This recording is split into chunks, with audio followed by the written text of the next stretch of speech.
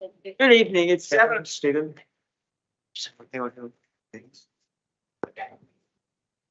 This year. Good evening. It's 7 o'clock. It's time for the meeting. Welcome to this evening's meeting of the Woking Borough Council Planning Committee on the 8th of March. This meeting is held as a hybrid meeting with committee members present in the room this evening, while some officers are attending the meeting in person and some are connecting via Microsoft Teams. The meeting is being live streamed on YouTube. My name is Councilor Rochelle Shepherd-Dubé, just in case I forgot my own name, and I chair the meeting. The Planning Committee is consisted of 9 elected borough councils who are supported by a variety of professional officers. This is a quasi-judicial committee with formal set procedures which must be adhered to. Firstly, the planning officer will present the application, and then only those speakers who have registered to speak will be invited to address to the committee. No one else, including borough councilors, town and parish councilors, agents, applicants, objectors, or supporters, are permitted to address the committee, ask questions, or disrupt the meeting. Everyone has had the opportunity to comment on each application through the consultation process. Please note there's a strict limit of 3 minutes per category of speaker, those being town and parish council, objectors, supporters, and the borough councilor members affected by the application. Members of the committee are more impressed by the quality of what you have to say rather than how long you speak, but above all, please stay within your time limit. Following the registered speakers, members of the committee will discuss and debate each application and seek clarification from the council's professional officers in order to try and reach a decision. Decision reached by the committee may or may not agree with what the recommendations by the presiding officer. Finally, it's the committee's responsibility to determine any valid planning application presented before it using current national and local planning policies and relevant decisions of the relevant planning inspectorate. Our role is not to suggest alternatives to the applications, nor to consider whether they're a good idea, whether they're needed, whether they're too costly, or whether there are alternative uses of the site or more suitable uses of land elsewhere. If you're joining us remotely, please ensure your camera is switched on only when you're speaking and your microphone is unmuted when you are speaking. Okay, any apologies? Councillor Cornish and Councillor Kaiser. Okay. And next, the minutes. Somebody like to propose the minutes? Your seconder? Okay. All those in favor? Any declarations of interest? Would you please? It's just about the application number, item number 95, St Crispin School. I'm a governor at 9 Mile Ride School, which is part of the Circle Trust, which is responsible for the academies, of which St Crispin's is. Okay. Thank you, Chair. I declare an interest in applications 223604 Embrook School and 223603 St Crispin's School. The reason for this declaring this interest is that I chair the Children's Services Overview and Scrutiny Committee, which includes oversight of education provision within its remit. However, I approach both applications with an open mind and without any predetermined view, and for those reasons, I will take part in the discussion and vote. Thank you. Okay. The first application is the Library Parade, 222-367. The officer, please present. Thank you, Chair. Oh, that has not worked. Bear with me. I'm just sharing my presentation. Great. Thank you, Chair. So this application is for the Library Parade in the centre of Woodley. It's a full application for the proposed creation of a mixed-use building consisting of the retention of 3 retail stores at ground floor level, the addition of 16 apartments on a new 1st, 2nd and 3rd floors, including the erection of 3- and 4-storey rear extensions with associated car parking, cycle and bin stores, following partial demolition of the existing building. So this is the application site. The application was deferred at the February committee to allow members to undertake a site visit. And their reason for that was to assess the impact on neighbours' amenity. So the building fronts the Library Parade, which is this road here. It's changing the slides. oh, I'm not sure what's happening there.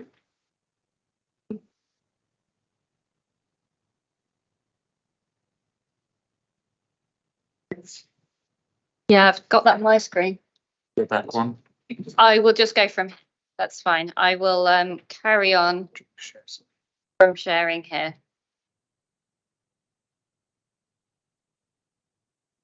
I'll just continue without the larger screen, if that's okay with everybody. So the Library Parade is here, which has the front of the building, and it's a pedestrian way into the car park here, which is used by the Lidl building here. It is currently a 2-storey detached building with a parking area in this rear courtyard. And the retail units are on ground floor, and the first floor currently comprises office units. So this is the aerial photograph of the site. The site here is this red building. You can see the Lidl behind and various 3- and 4-storey buildings surrounding it. So, These- sorry to interrupt. Is it possible to have full screen? Well, I'm having some technical difficulties with that, but I will give it another go. Are you sharing a screen or program? So if you go back to here. Oh, sorry, your Teams. And share again. Try sharing. Share screen. Share screen. Yeah. And then presentations. And try. Yay. Sorry about that. Would you like me to go over the previous slides, or are you happy to continue? Okay, fine. So this is the existing floor plans. As you can see, this is the ground floor with the retail units, and then the first floor with the offices. And these are the existing elevations showing the 2-storey building. So these are the existing views of the site and surroundings. The top photograph is the front and side, and the rear, you can see the parking and the back elevation of the building. You can just see the edge of the Lidl building in this image, which is slightly taller than the existing building. Again, this is the other side of the building where you can see its relationship with the Lidl here. Again, this is the building in question. And this is the existing parking area at the back of the site. And then this is a service yard, which you go through to enter the parking area. Again, the service yard in this bottom, and this is within the parking area, and that's the parking area itself. So this is the proposed site layout. This is the existing part of the building with the extension here at the back, and the parking is in this orange area, and underneath this extension there is also parking. So the new residential units on the 2-floor levels that are to be added to the existing building, with this 3-storey extension at the rear. There's parking provided for 10 cars, including these 2 accessible spaces here, and cycle storage and bin storage here, which the retail units have a separate area from the residential units. This is the ground floor layout. As you can see, the parking layout here, and again, the bins, cycle store, and the extension is to go partly above these parking spaces, which you'll see on the next slide. So this is the first and second floor. This part here is the new part of the building with the extension. It's effectively on stilts so that the parking can be underneath it. This unit here and this unit on the floor above have direct level access from a lift shaft here and are slightly larger accessible units of the development. So there's 1 2-bedroom unit, 6 1-bedroom units, 2 2-bedroom units, and 3 1-bedroom units. And this is the floor above that is to be added with the remaining units. The overall height of the building will be comparable to the Lidl building. So this is the front elevation of the building, and as the side elevation here, you can see the extension at the back, and then this is an indicative height. Well, it's the actual height of the Lidl building, but obviously an indicative shaded building there. And then this is the rear of the site with the extension at the back, and as you can see, it's on these stilts so that the parking remains underneath it. So this slide shows the position of the windows and the distances between the properties at the Lidl building. So we've got the supermarket underneath, which is sort of 1.5 stories, and there's a surgery here, and then flats above.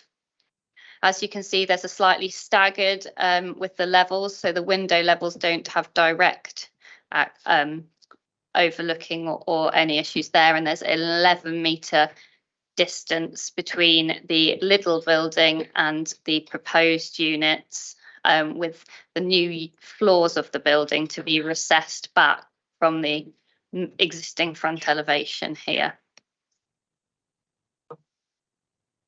Again, this is the CGI visualization of what the proposed building will look like, with its floors on top and the rear extension here in comparison to the Lidl building. Again, you can see here that these top 2 floors are slightly recessed where there's a balcony here in front on the front elevation. So the application is recommended for approval subject to the conditions set out in the officer's report and subject to a legal agreement in relation to affordable housing and the employment skills plan. The proposal is in a highly sustainable location in the town centre where new residential dwellings are supported by policy. Thank you.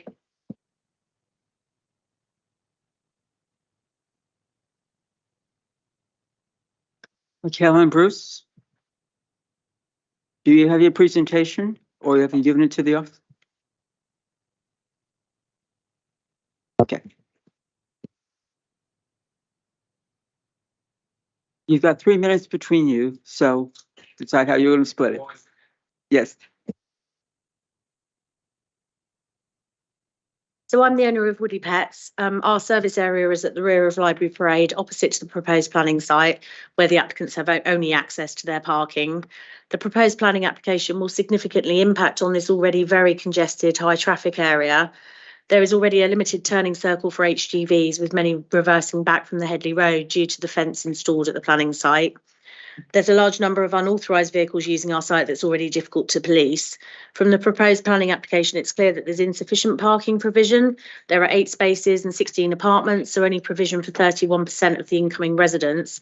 I understand it's marketed without parking, but if that was the case for the apartments over Lidl, every resident actually does have a car. So where are the other 69% of people going to park if they actually do have vehicles? What provision has been made for the overflow of retail staff with cars that will no longer be able to use the development site going forward, because there's generally up to 10 cars parked there on a daily basis. So where are those extra staff directed to park? And what provision has been made for parking during the build when contractors will be on site? It's clear that the retailers have no direction at the moment from the landlord at this stage. The new electric gate is likely to impede deliveries to even the development area. So how will this be managed to avoid any delivery vehicles obstructing our service area? Is there an assurance that no limitations will be seen to our current arrangement? And how will scaffolding impact on Library Parade during the build? As I've exampled, this is a high density traffic area and one that's unable to sustain any further disruption. My name's Bruce Chappell. I live in one of the flats opposite this building. I spoke at the last meeting. I raised some points about how this development will affect the privacy for myself and my 17-year-old daughter. I also mentioned the very close proximity to my home and it would not be in keeping with the surrounding area. These photos on the screen are taken from inside my flat, one from my bedroom and one from the lounge. These show just how close Library Parade is. The sloping roof will be the second floor, with obviously the third floor above that. There was a statement made that this development would not block out sunlight. I beg to differ. At the last meeting, I mentioned that nobody from the planning department had contacted me directly to view Library Parade from my flat and see firsthand how this development will affect us. I stated I was more than happy for this to happen, and it still hasn't. I understand that a site meeting took place last week, and I only found out after the event. Again, nobody contacted me. I'd like to know what has been done to maintain our privacy and stop the sunlight from being blocked out. I'd also like to know, as the plans show the building's plant equipment now located on the roof at the highest point, what's in place to ensure I'm not affected by noise pollution. And finally, if this development's to go ahead, I'd like to know what plans are in place during construction. During the warmer months, my balcony is used constantly, windows open, etc. What's in place to protect me and my daughter from dust, noise and chemicals? To me, these pose a significant threat to health and well-being. Prying eyes from construction workers is also a worry. I can't believe that this can be approved without anybody seeing the development from my point of view from the balcony. Thank you. Thank you. And the agent is Paul Butt.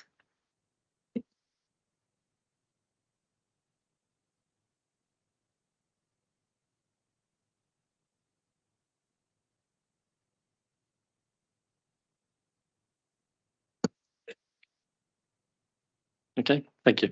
Good evening and thank you, Chair. The committee has all the positive benefits of the application outlined in the officer's report and the supplementary planning update, so I don't intend to repeat them. At the February meeting, I was interested in hearing the committee's consideration in approving a large housing development on an unallocated greenfield site. To my mind, the current application is one that I would hope you would support, in this case in making an efficient use of a brownfield site in a town centre location. If we have the first slide. Also at the last meeting, I was grateful to the occupier of number 8 Sandwood Court, Mr. Chappell, in which he accepted that the distance between the two dwellings is within planning guidelines. The separation distance is almost 11 metres across Library Parade, more than the 10 metres that were referred to by Mr. Chappell. Mr. Chappell, I understand, resides in the westernmost of the two flats opposite. If I can have the next slide, please. And the next one. In the westernmost, that's the southern part of the top of the little building on the screen there. He lives in that flat, which is the proposed unit 14, which is opposite. You can see in blue there, would have 2 bedrooms with 2 internally shuttered bedroom windows. So they're arrowed on, well, that's not arrowed there, it's a different slide, sorry. I was quite surprised that Mr. Chappell advised the committee that he did not want to see what people were having for their dinner at the last meeting, as the bedrooms opposite in Unit 14 are both bedrooms, the rooms opposite are both bedrooms. If the committee do think that it is necessary from the site visit, I can advise that the applicant is willing, on a without prejudice basis, to relocate the living room window to Unit 13. That's to where it's arrowed on the plan on the screen in front of you. The planning practice guidance allows for a condition to modify plans and other details submitted, as the application would not be substantially different. I was surprised by the speaker's comment about the parking and traffic in the service yard. If I could draw your attention to paragraph 71, paragraph 71, sorry, on page 46, where your highway officer says it's expected to be a significant reduction in traffic generation from the proposed residential use compared to the existing office use. Thank you. And Shirley, would you like to also?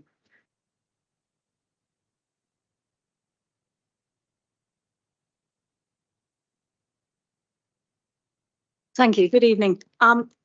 Firstly, I'd like to thank Adriana and the applicant for partly addressing the issues I raised at the meeting last month. However, with regard to the location of the wheelchair accessible apartments, it has been stated that the distance from the lift to the apartments is only 17 metres. However, this completely overlooks the fact that the disabled parking bays are at the furthest point from the lift, around 22 metres away. Life is difficult enough for wheelchair users and their carers. These will be purpose-built new units, and there is an opportunity to do this properly. Please reconfigure the parking layout so that the disabled bays are adjacent to the lift entrance.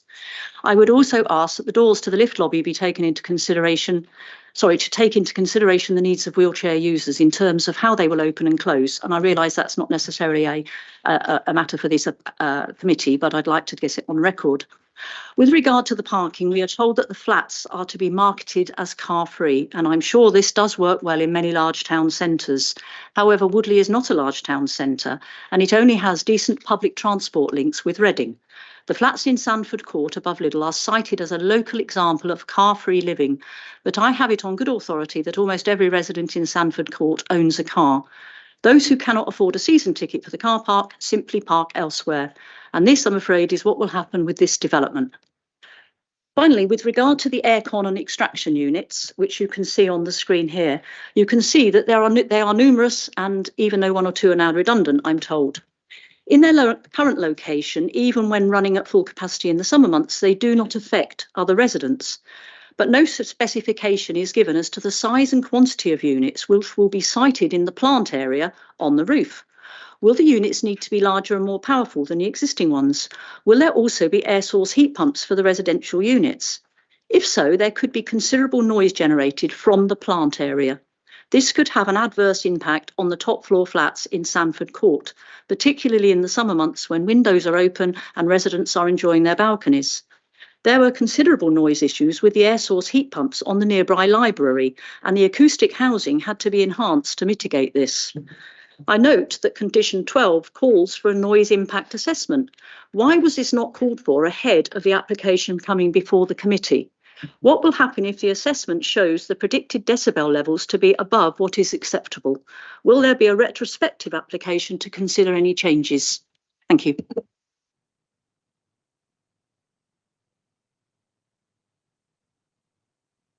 We'd like to confirm the people who actually did attend the site visit. Would you raise your hands, please, if you've...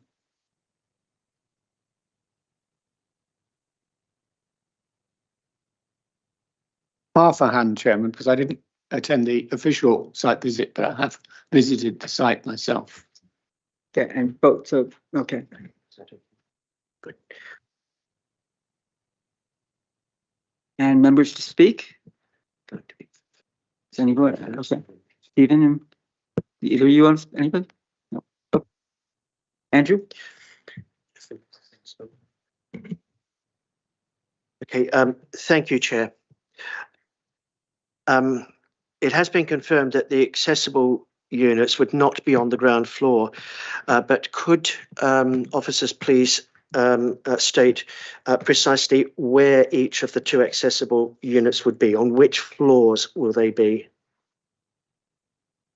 Yes, the accessible units are on the first floor. This unit here in sort of an orangey beige colour, and this unit here on the second floor in a similar colour. And the lift is here, and you go along a balcony to that lift. And although you haven't asked, the parking spaces here, the lift is here, and the two spaces are here. Okay, thank you for that information. I note that no objection was received from the fire authority, but can you confirm that the plans that the fire authority would have viewed would have made it very explicit at that time that the accessible units would be on the first and second floors?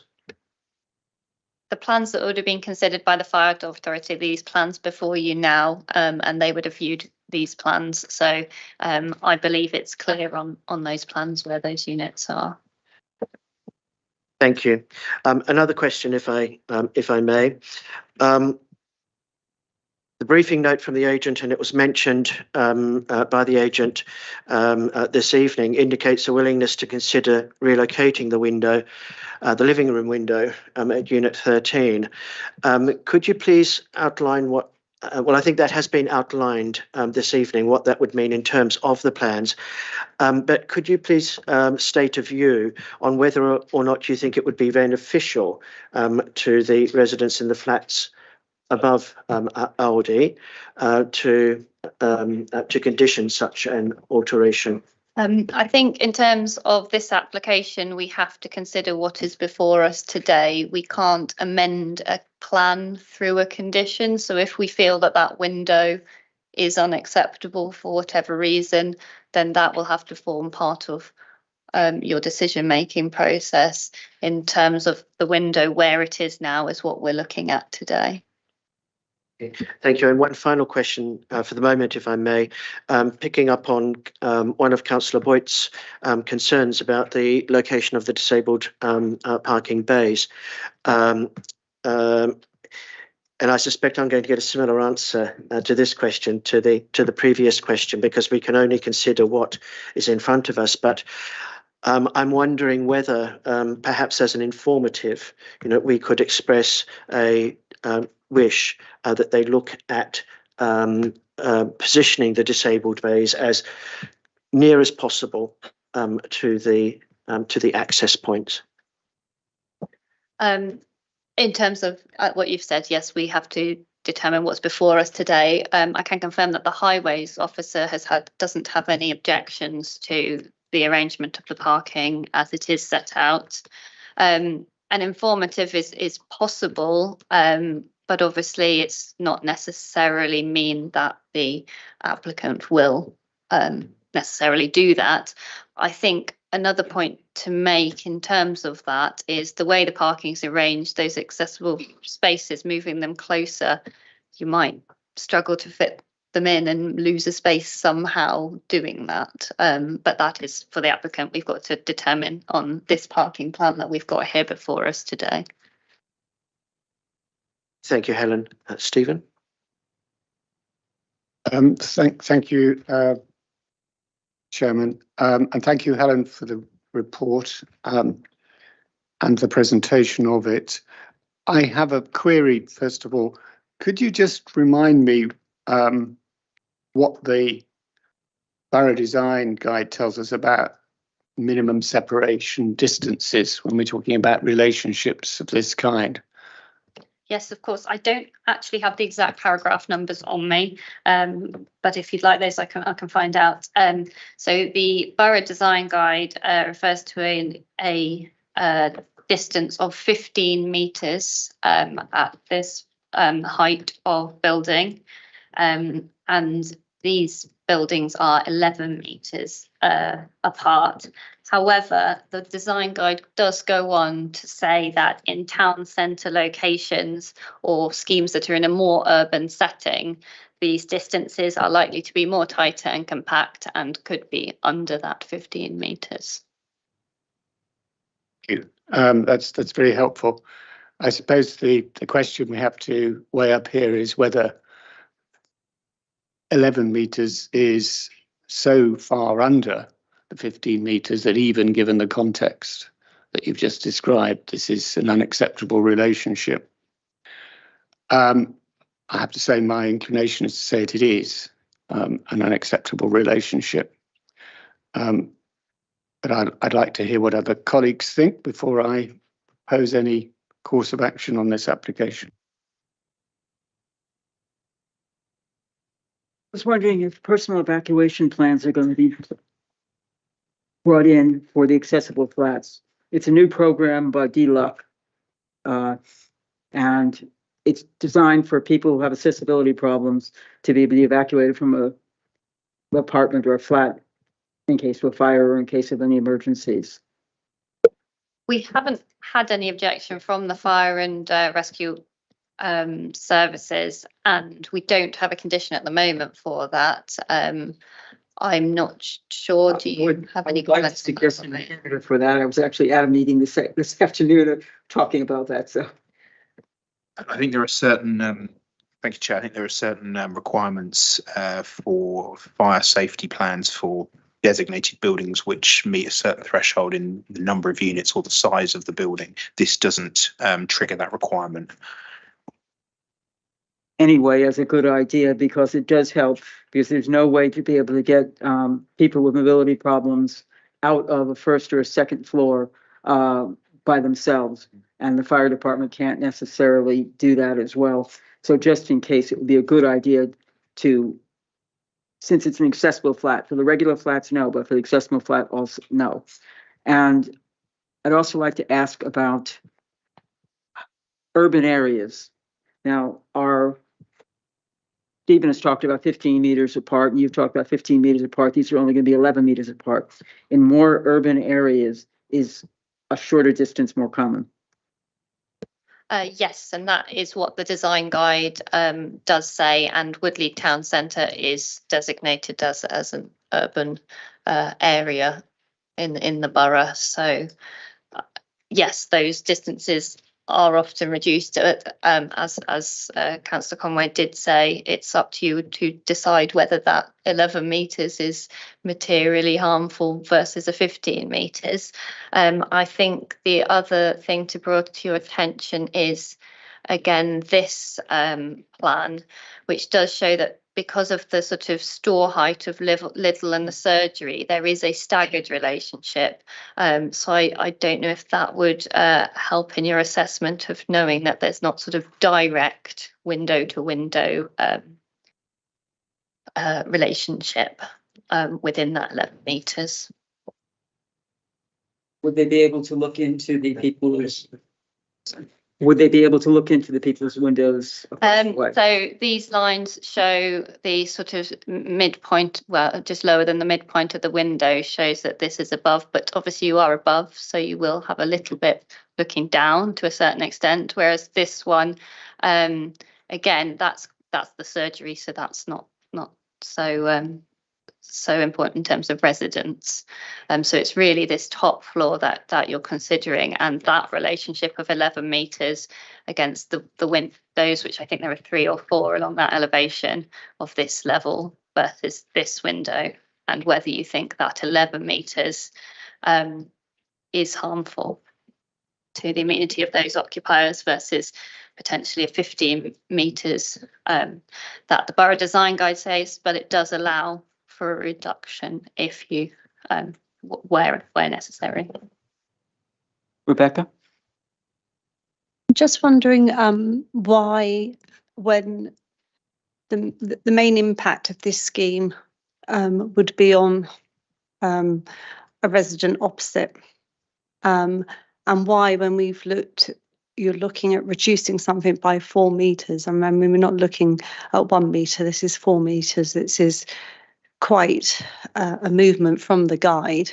Why it hasn't been looked at from the other residents' perspective, why there's been no actual pictures for us to see apart from this, the residents shown us today, and why that hasn't been included at all, and why they haven't been contacted or visited. Thank you, Councillor Margetts. It's the relationship that we are presented with here within this town centre precinct is not an unusual relationship for any urban area that reflects this makeup. Obviously, Woodley is within Wokingham Borough. There are plenty of examples within our borough in precincts and within adjoining boroughs that are more dense, that have town centre relationships. Wokingham town centre itself, where ensuring a 15 metre prescriptive 15 metre distance is achieved is impossible, where the existing relationship does not allow it. The street widths are not 15 metres, so flats above, opposite, even on main high streets and so on, cannot meet that standard, which is why our design guide allows an assessment of the character of the area, not a one size fits all, because again, as we know, we have a variety of different urban and rural areas in our borough. So that's why we need to use our discretion to understand and assess whether there is harm here. Officers' views are quite clear that there is insufficient harm for us to recommend refusal. It's up to the committee to consider that along with all the other aspects of the development, not just the amenity. Wayne? Thank you. Before I come back to this, can I just pick up some of the other points? On the site visit on Friday, and to the two people who started, Woodley Pets and the resident, this is a very, very congested area. And, you know, it's dangerous taking us on site visits because we see things that one would not want us to see. And you can see in the parking area, there are shipping containers taking up valuable parking spaces. So it is a very busy area. So I want to come back to some of the issues on parking and transport. The point that Shirley mentioned around noise, and in conjunction with the next point I'm going to make about the separation gaps, heat pumps are very noisy. They're new in the world of how we live. They might not have heat pumps here. It's not a, you know, it's not a condition that you have to have heat pumps, but there will be quite a lot of noise, and we've experienced these type of things in other parts of Woodley, and we must be cognizant of that when we're coming up with conditions. But let me come back to the main point. If we go to the previous one, Helen, where you talk about the separation gaps, we're looking at, as you quite rightly say, they're not directly looking, but they're looking down at 10.9 meters. The one below obviously isn't looking directly, but it is also looking down, and that's slightly less at 9.8. And then, although that's a surgery, you've got the next one, which is about 8.090. So there is quite,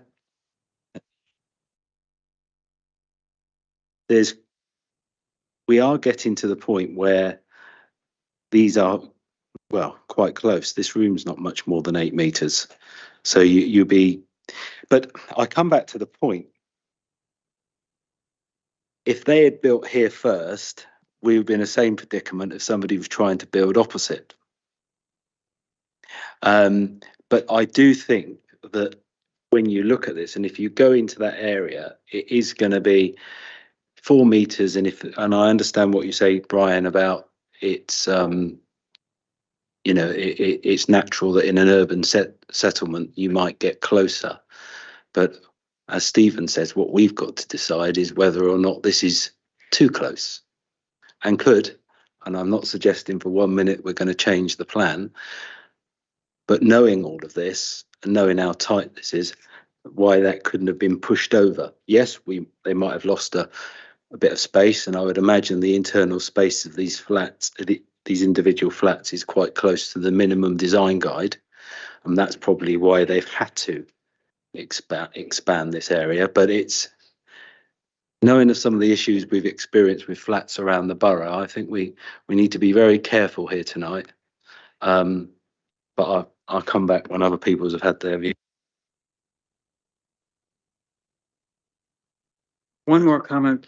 By any chance, are we required to have parking spaces for flats? Is that a requirement in the Borough Design Guide? And do we have noise levels that are acceptable?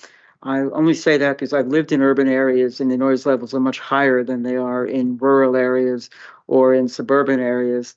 But I'm just wondering what level of noise we're expecting here for these residents.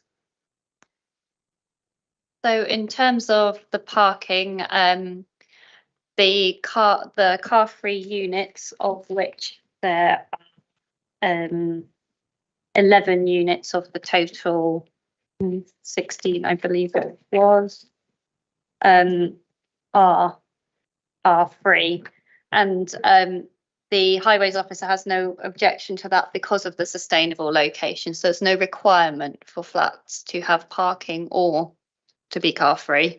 And car free there's no sort of set requirement that they can't have a car. They just don't have an on-site parking space to put it, so they would have to find somewhere else to park. It's not that they are not able to own a car. So that's what we mean by car free. And the second point that you made in terms of noise, we do have condition 24, which is the plant noise condition. And also coming back to what Councillor Boyd was saying, so this condition is to ensure that the levels aren't too high, and it's saying that if the levels are higher than as set out in the condition, which then there will need to be noise attenuation and some mitigation to prevent the noise levels being detrimental to those neighbours.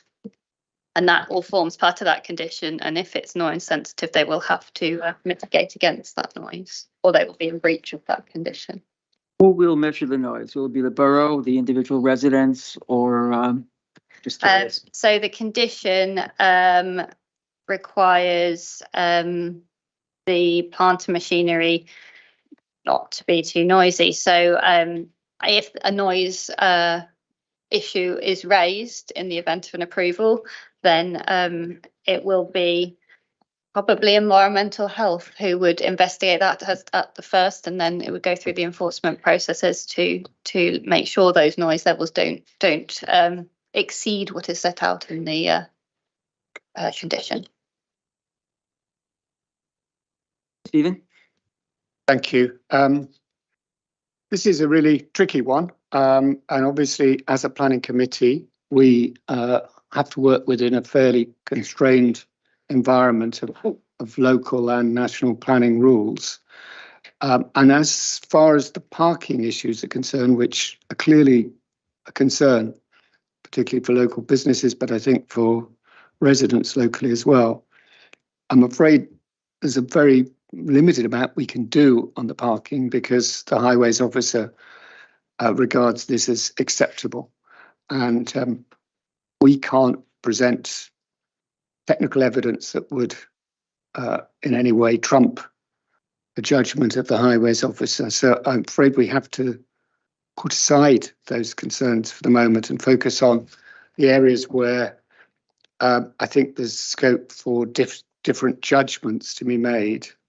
And I think that really brings us to the central issue, which is the reason for the site visit in the first place, trying to see whether the relationship between the proposed new flats and the flats that exist already over Liddell is acceptable. And here we've got a real problem, I think. We have units 14 and 15, which are only 11 metres away, window to window. Helen is right, there isn't a direct facing. There are oblique relationships, but they are not so oblique that it wouldn't be perfectly possible for people to see into the rooms on the opposite side of the arcade. The Borough Design Guide tells us that 15 metres is normally what one would accept, but there can be a reduction in that in certain settings, and particularly urban settings. This clearly is an urban setting, so we might expect it to come in at below 15 metres and in planning terms be acceptable. Comply, in other words, with the Borough Design Guide. But the Borough Design Guide is unsurprisingly silent on what level of reduction on that standard might be acceptable, because that can only really be a matter of judgment according to the precise context of an application. And I have to say, in this context, I don't think this is an acceptable relationship. I think it will give scope for overlooking, and it will make people feel as though they're overlooked, even if they're physically not being overlooked. I think in some ways, and again, I take Helen's point, although there's been a generous offer by the applicant to relocate the window in the unit 13, we have to judge it by what we see before us. And currently that window provides admittedly oblique views across to the flats above Lidl, and particularly the end flat there. And that window is, as it's currently located, even closer than the 11-metre distance we've just been discussing. So I think for those reasons, this application, I'm afraid, whatever its merits in other regards, and it has some merits, I'm afraid those merits don't, in my mind, overcome the harm done by the nature of this relationship. So it's really on that basis that I think the committee should refuse the application. Stephen, do you wish to make a proposal? I will make a proposal, but before I do so, may I just ask for a point of clarification? There's been a concern expressed about the location of the parking bays, the disabled parking bays, that they're too far from the lift entrance, and I share that concern. I think all members of the committee do. But given the Hivers officers approved the scheme, are we in a position, or would it be safe for us to include that as another reason for refusal, or should we confine our reasons to refusal for the areas where our judgment is being exercised rather than technical expertise? That makes sense. Yeah, thank you, Stephen. I would be reluctant to support any kind of divergence from the first concern you raised, because of the highway officer not objecting and the fact that we can secure a parking management plan via condition, and the details provided are adequate for the types of spaces. Thank you, Brian. That's very helpful. I won't pursue that issue then. I'll confine the reasons to refusal to the question of the distance between units 13, 14 and 15 and the windows in them, providing unacceptable relationship with the flats above Lidl.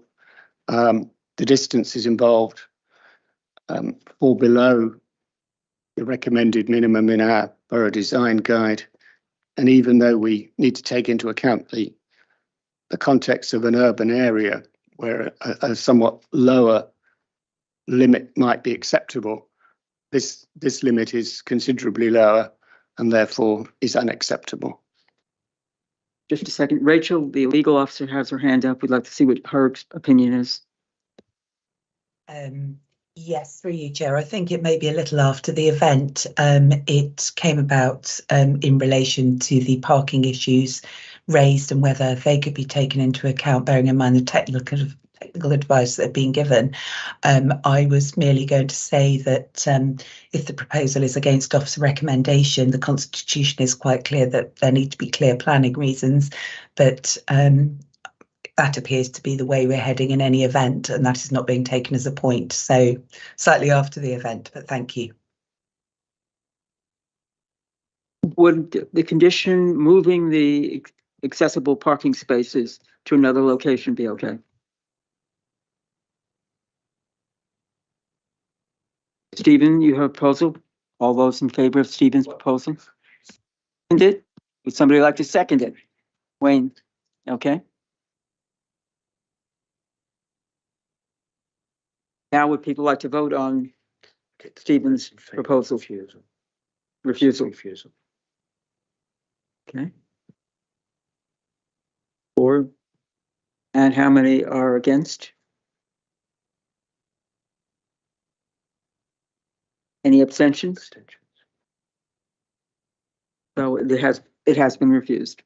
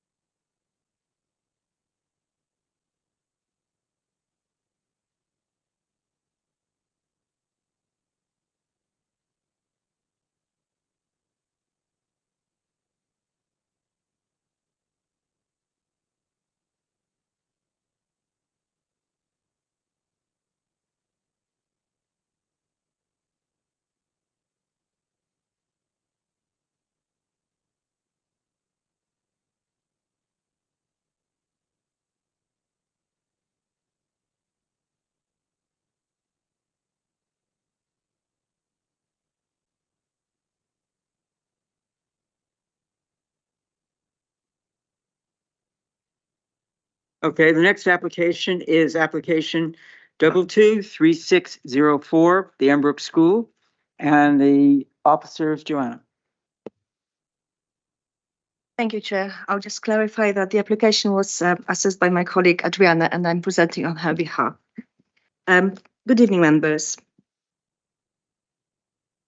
This is application 223604 for the proposed erection of a new two-story sixth form centre, a new single-story reception admin extension, along with minor alterations and landscaping work of the existing admin block at the Embrook School in Wokingham. This is the location plan and aerial view. The school buildings are situated to the north of the site, with playing fields located to the south.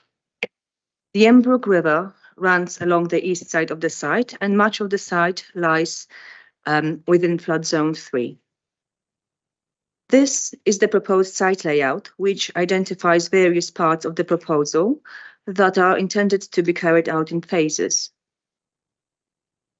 These are the proposed floor plans for the new sixth form centre. And these are the proposed elevations, which show that the proposed building would be raised from the ground level to allow for flood voids to be incorporated into the design to allow flow of flood water. Here is a computer-generated image of the proposed sixth form building.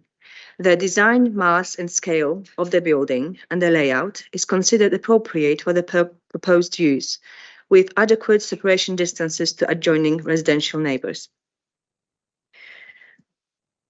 The following slides show the floor plan of the proposed reception and admin extension, its elevations, and a visual representation of the proposal. This extension will provide a new welcoming entrance to the school, contemporary in appearance and reflective of its intended educational purpose. This slide shows other proposed works within the site, including additional parking spaces, minor building alterations, as well as new landscaping proposals. This is a visual imagery of the proposed alterations to the courtyard area. And these are existing views of the site. From entrance towards,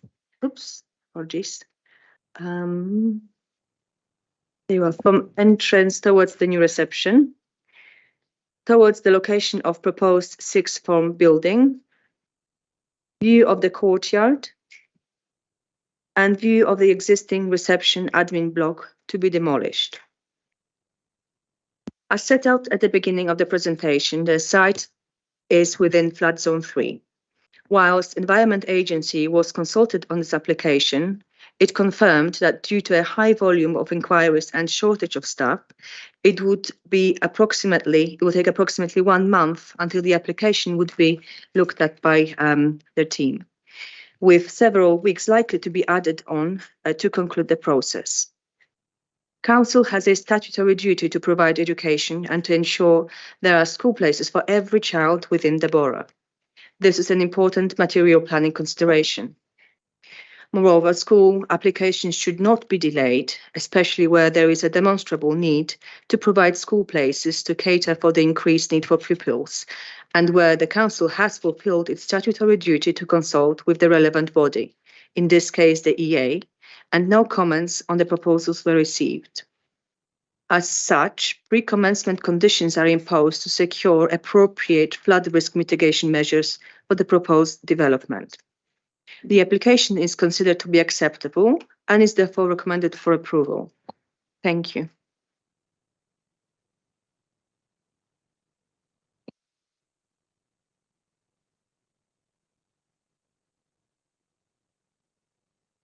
Nick, would you like to present, please? Application number 2 for St. Crispin, Embrook School, sorry. Hello, yes, yeah, I'm ready. Thank you everybody for having me here tonight. I would have liked to have been with you in person, but the reason I'm not is actually relevant to this application.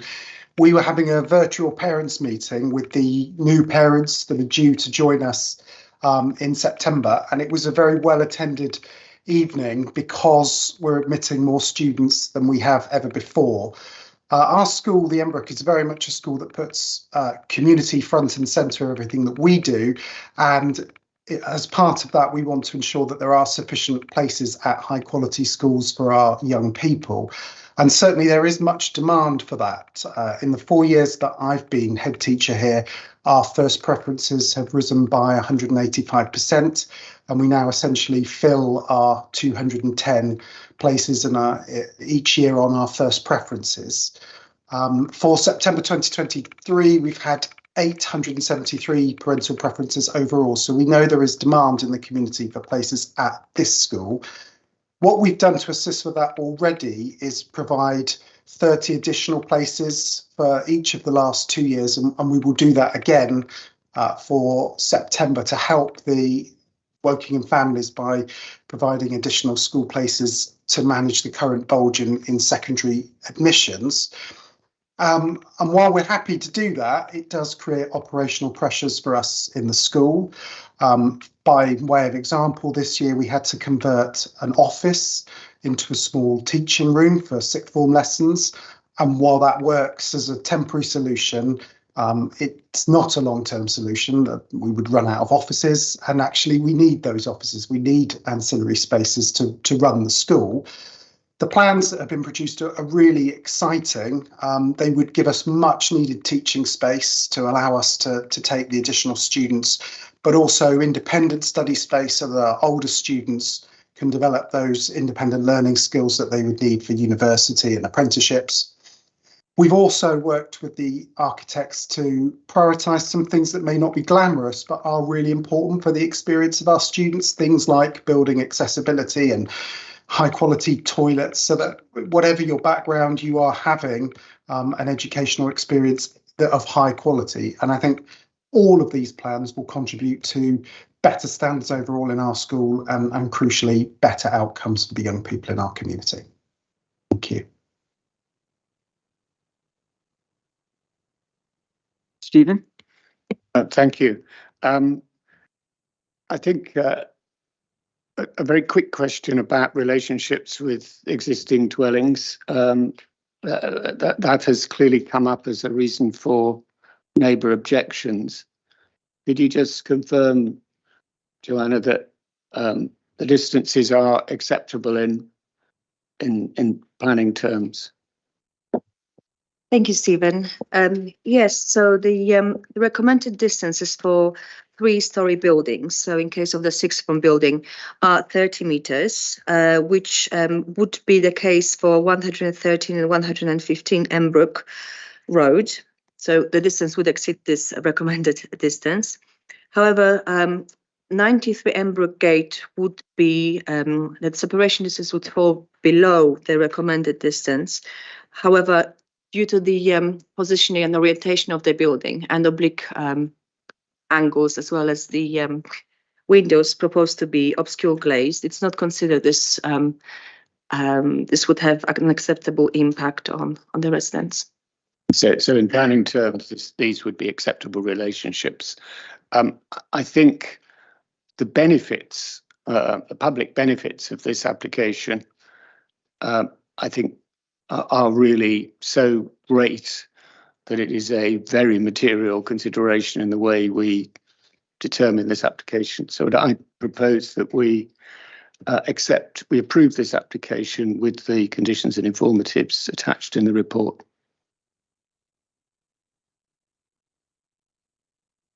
I support that. Okay. I would say, yeah, absolutely. So we go straight to Go straight to the vote. All those in favour?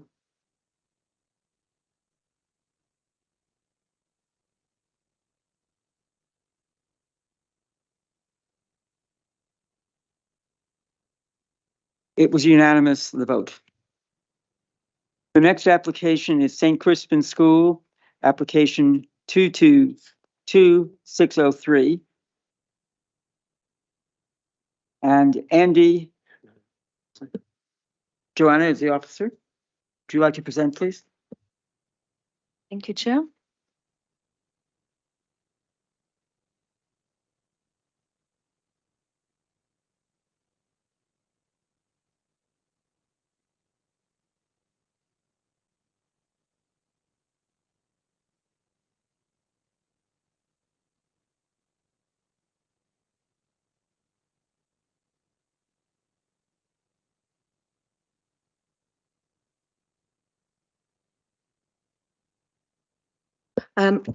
This is application number 223603 in relation to St. Crispin's School in Wokingham. The application seeks permission for the erection. Oh, my apologies. Right. Thank you very much for spotting this early. Okay, that's the right one. I'm sorry about this.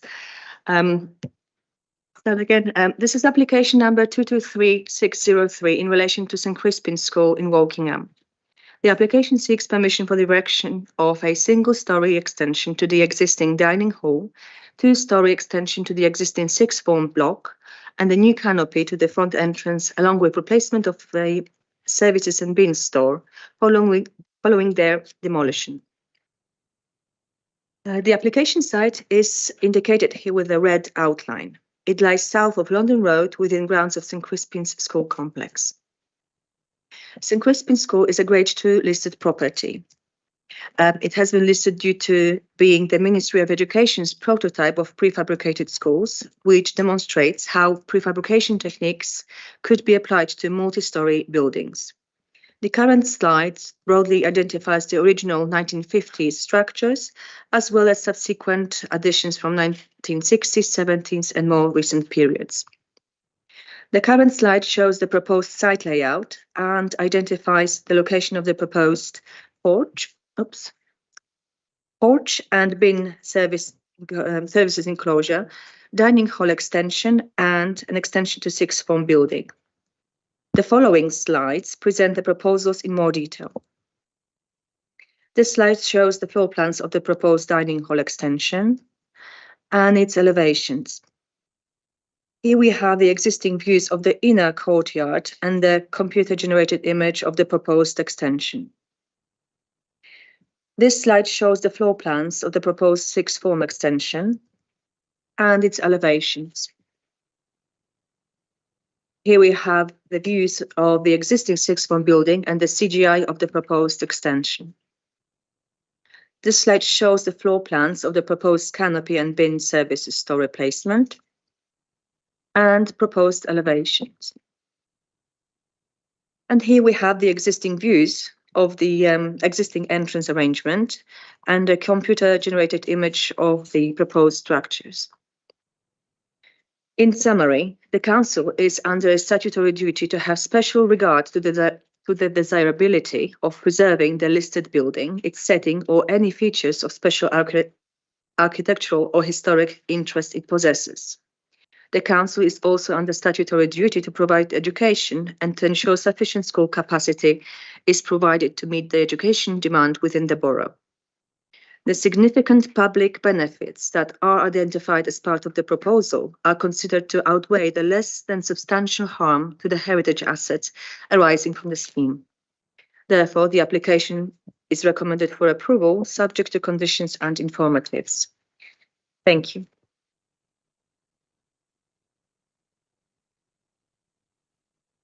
Andy Hinchcliffe, are you online or are you in person? Sorry.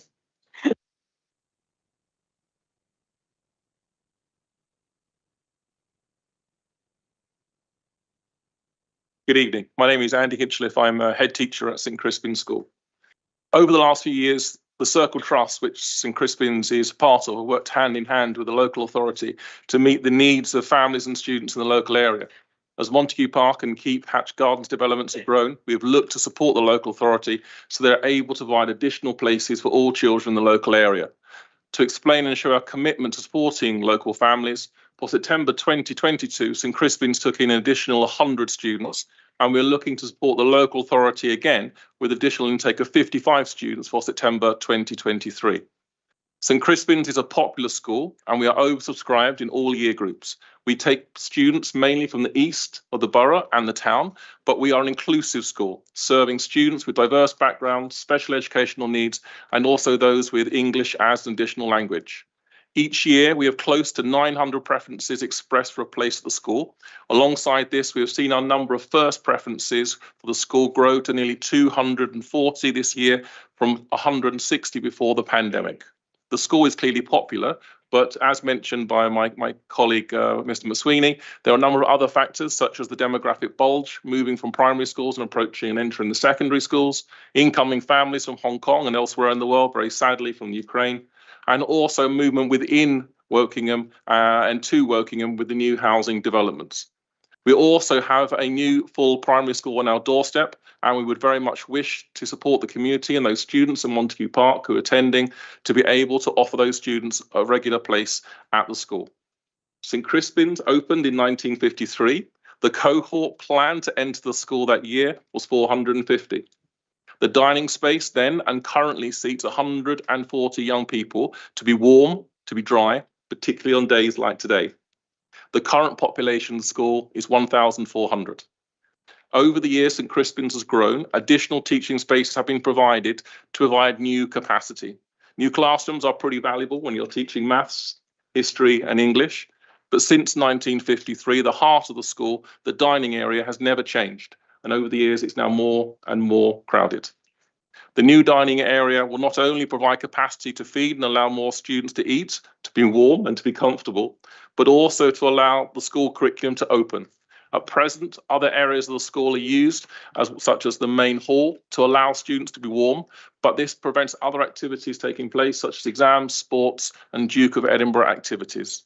The additional work to extend the sixth form will support the growth of the school and provide 8 new classrooms. These classrooms provide a huge benefit for the sixth form, which has also grown, and it has grown as we have added new subjects such as sociology and new science courses to meet the needs of post-16 students in the area. Additional classrooms also allow sixth form lessons to be moved to the larger sixth form centre and will create much needed space. Thank you.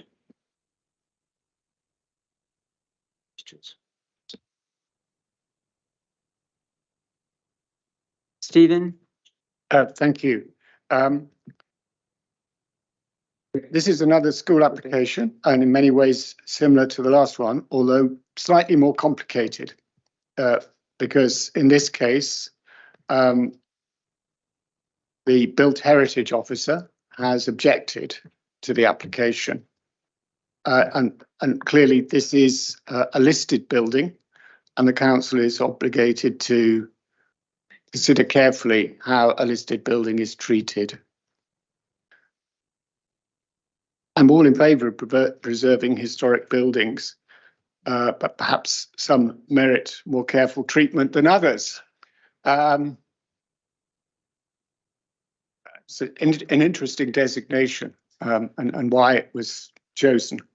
I think whatever harm might be involved in this extension of the school compromising a listed building is massively outweighed, in my mind, by the benefit that comes from the improved facilities and the additional capacity of St Crispin's to teach more pupils.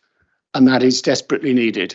So in my mind, that material consideration weighs much more heavily than any harm to a listed building, which in my eyes is a rather curious building to list. So I would propose that we approve this application with the conditions and informatives recommended in the officer's report. Okay, All for seconder. just a second. I just wanted to add to what Stephen said. It's rather curious that it seems to have its listed designation because it was the first building of this type. Had it been the second building of this type, perhaps it wouldn't, but it'd be exactly the same building. This is rather curious.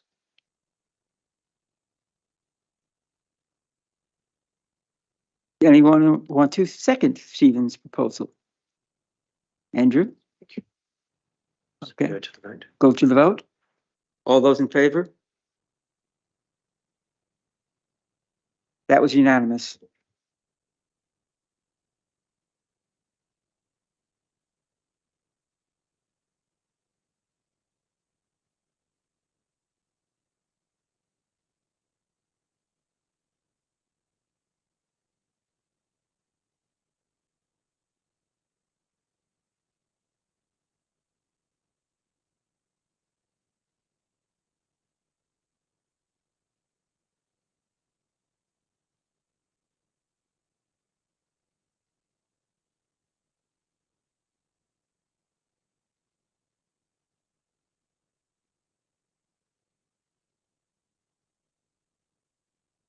Okay, the next application is the Rose Tube Boatyard.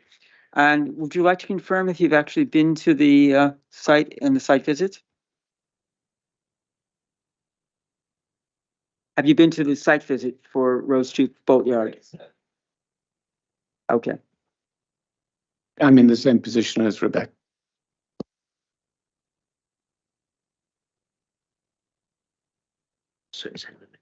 Helen, again? You're up again? Thank you, Chair. Just before I start, I'd like to provide an update since the supplementary report was completed. I've received another 11 comments of support. I'm not going to go through all the content because they just reiterate all the previous points that other people have made, and no new points are raised, but they do reiterate nearly every point that has already been made and is summarised in the report. Okay, so this application is for the Rose Tube Boatyard on Walgrave Road. It's a full application for proposed ground floor and first floor extensions to the existing building to provide additional workshop, gallery and mezzanine level for dry storage, along with recreational floor space. The recladding of the external walls with vertical timber boards and the creation of a river cutting to provide additional and replacement moorings. The application was originally due to be presented at committee in 2022, sorry. My mistake there. It hasn't been hanging around that long. However, it was deferred with agreement from the chair to allow time for the applicant to resolve an Environment Agency objection. And the applicant has been working with the Environment Agency to address their objection, and there is now no objection from the Environment Agency. And the Environment Agency are now just recommending a various number of conditions. And that has taken some time given the problems the Environment Agency are having that we have heard of in the previous applications. So this is the application site outlined in red. There is existing substantial building on the site, and the borough boundary goes down the River Thames. And the application is recommended for refusal on 2 reasons. The first being it is considered to be inappropriate development in the green belt, which fails to preserve the openness. And the second reason is that it has a detrimental impact on the character and appearance of the countryside and the landscape character. So this shows the elevation at the top is fronting the river. It comprises an extension here to the side of the building, the raising of the roof of this middle portion of the building, as well as introduction of glazing and a balcony. And then these points here are the new moorings that are to be introduced at the front of the property, and the entire building is to be clad in vertical timber boarding. It's currently a corrugated metal type material. This elevation is one of the side elevations. As you can see, the only bit that is increasing in height is this front portion facing the river with a balcony there. And this is the elevation that faces the road. As you can see, the higher portion facing the river can be seen behind, and then this is the small side extension. You probably can't see it here, but this shows that it's 18 metres, the raising of the height in depth from the front of the building to the end of where it is raised, and that is just the middle section of the building. So this is the ground floor plan of the building, and the parking and landscaping arrangements can be seen here. This is the side extension. It is quite small, although on those elevations, obviously you can see those end bits, but it is not the full width of length of the building. And these are the moorings where there is a slight cutting in to the river to provide these pontoons. And this is the cross section where you can see how the ground levels meet the pontoons. This here is the first floor. So this part here and a little bit further is where the roof is being raised to create this mezzanine, balcony, and then there's walkway, gallery around the side of the building. So the proposal is for redevelopment of the existing boatyard, and many of the representations on the application do cite this as a community facility, although we are only considering a redevelopment of a boatyard. It must be noted that an appeal was dismissed in 2017 for moorings at the site, and this is set out in a section in the officer's report. The moorings in this application project less far into the Thames than the 2017 application because of the way that the bank is cut in. But some of those comments from the inspector that are written in the report, it was typed out directly, are relevant to the moorings in this application in terms of their impact of built form in the river. And that's paragraph 77 to 85 in the report. So inappropriate development is defined in the National Planning Policy Framework as inappropriate development in the green belt. And this proposed redevelopment of the site is considered inappropriate in that context. And the proposal is contrary to policy as set out in the report, and therefore the recommendation is for refusal. Thank you.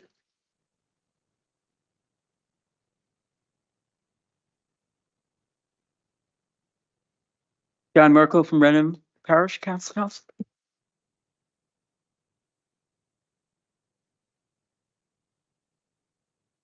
Good evening. My name's John Merkel. I'm a counselor in Remenham, and this is a very complex application.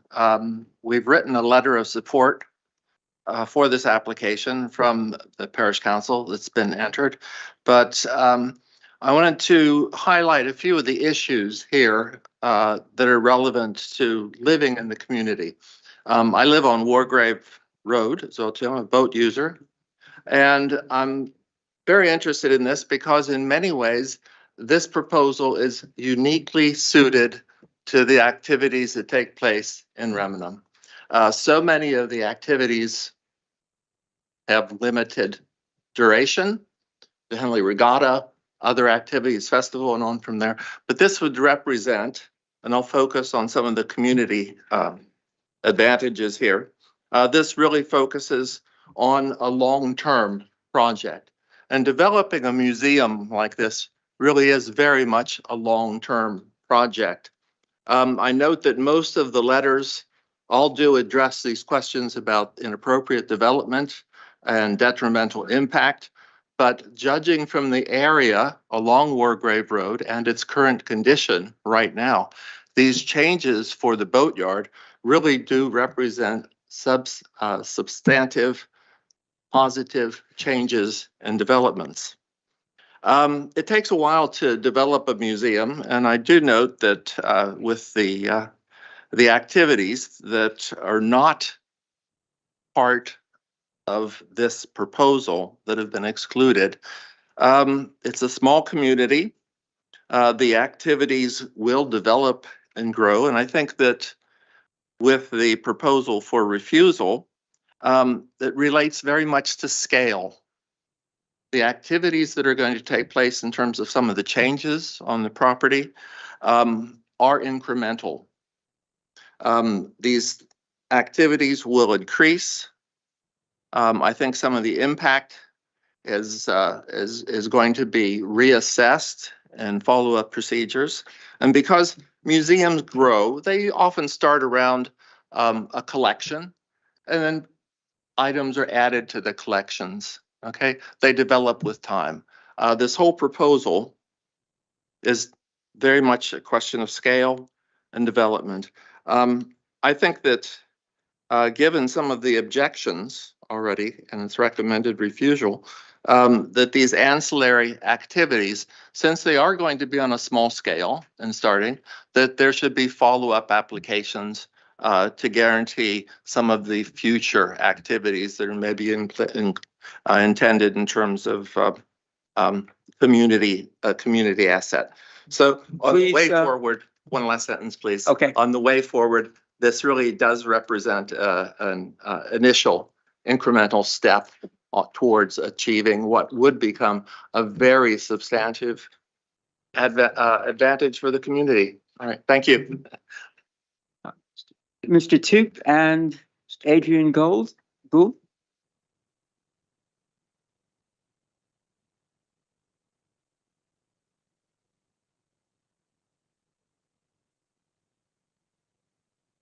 You have 3 minutes between the two of you. Thank you, Madam Chair, members of the committee. I'd like to comment briefly on the key planning issues before Adam explains more about the significance of the collection. Firstly, I need to say it isn't a redevelopment, it's an extension. And it wouldn't be harmful in Greenbelt openness terms because it complies with the NPPF guidance that allows for proportionate extensions to existing buildings. In this case, the extension would be a volumetric increase of 12%. It wouldn't involve a change of use. The principal use would remain for storage, maintenance and repair of boats, and the mezzanine would be used for complementary purposes that are ancillary and would not exist in isolation.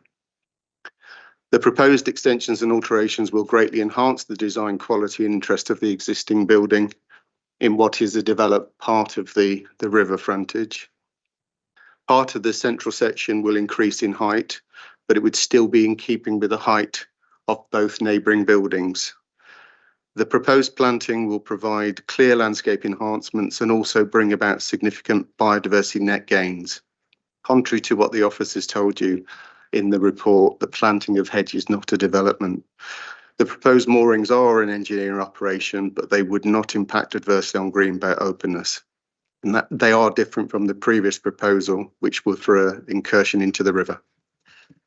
Madam Chair and Committee, the collection was started in 1965 by the late Bill Rose. Penny Rose continues to be closely involved. The collection could not be recreated today. It is of national significance and urgently needs a suitable home to ensure it remains together.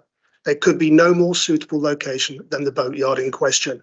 The collection is about far more than vintage boats. Irreplaceable artefacts, art and archives need to be stored in a safe, controlled environment of modest scale. The proposed mezzanine level would protect these items from annual flooding. This historic boatyard has been used to build, store, maintain and moor boats for over a century. We are proposing a continuation of the same. Tonight we are kindly joined by Matthew Pinson representing the Henley Royal Regatta, David Worthington of the River and Rail Museum, Enda Cahill of Leander, Lady McAlpine of the National Transport Trust, Jeremy Irons himself, a classic boat owner, and Paul Brownjohn, the third generation of boat builders who operate from the site, along with many clubs and societies. All strongly support this application and do so from many perspectives. Finally, and with the greatest respect, I have never recognised the descriptions of the boatyard made by the planning officer. It may lie within the green belt, but it is currently anything but green. Everything we have proposed represents sensitive, community-focused improvements that value and safeguard the future of this important site. It is my sincere hope that the committee can see beyond the objections and approve this proposal based upon the overriding advantages. Thank you. Thank you. Graham?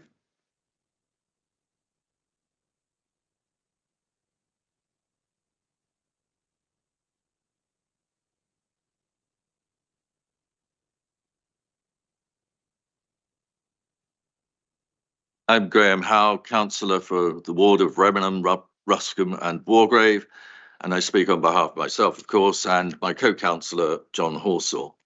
Our ward is surrounded by green belt with the River Thames on our northern border. We are ardent about keeping the green belt protected. This application relates to a property that has operated as a boatyard for many, many years. It is the intention of the applicant to store boats there and maintain them in the yard. Some of the boats will belong to the owner and some will belong to other people. This follows on by the usage by Hobson Co. through their many years of ownership and therefore does not fundamentally change usage. Adam Toop has bought what is an ugly shed and is a blot sitting on the Wokingham banks of the river. His proposals will improve the building materially. The exterior cladding will greatly improve the look and match the well-regarded River and Rowing Museum on the opposite bank. The town of Henley, including its councillors, are highly supportive of the proposals. The vast majority of the neighbours in the Wokingham side of the river have also supported the application. We listed this application because of the recommendation for refusal, but hope that your adjudication will find a way forward. It is of no doubt that the applicant's mission is to improve the boatyard and bring it to an acceptable condition. It appears that the key greenfield objection to the application is about increasing the roof height by 1.5 metres. However, this would still keep it below the roof level of the neighbouring Henley Rowing Club. I will leave it technicalities for you to discuss, as I have no time. There's often a fine line on the interpretation of regulations. At some point, when that line is reached, common sense has to be used on what is right in a given situation. My understanding is that the committee, for it's my first time in front of you, has the power to impose conditions. The applicant is amenable to further discussions. We need to find a way forward here so that this application improves the Wokingham side of the river, and where Wokingham Borough Council is seen to support locals in a positive and engaging way. I think I'm in time.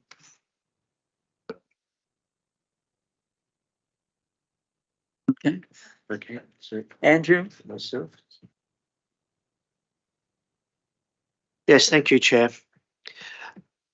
As we've seen and heard tonight, this is an existing working boatyard with a substantial building on site. How is the Greenbelt designation, including the weighting given to this designation, affected by that existing use of the site? One of the officers like to. Can you repeat that question, Andrew? Thank you. Yeah. And perhaps I'll provide a little bit of context to the question as well, because one of the reasons for the officer recommendation for refusal is substantial harm to the openness of the Greenbelt. So the question is that this is an existing working boatyard with substantial buildings on site. Is the Greenbelt designation affected at all by the existing presence of those buildings? Okay, and if so, what weighting would be given to that? Yeah. Sorry, I was just going to respond on. I'll just respond on that point first before we move on. So the existing building on the site was granted planning permission in around 2005 because a previous building on the site burnt down. So usually a boatyard, an industrial use, would not be something that would be allowed in the Greenbelt. But in 2005, because of the fire, there were very special circumstances to allow for this new building. And there were quite a few conditions on that application to prevent changes of use and other conditions restricting it. And there were very special circumstances to allow that building. Doesn't mean that changes can't be made to that building, but the original building that exists on the site now was erected under special circumstances.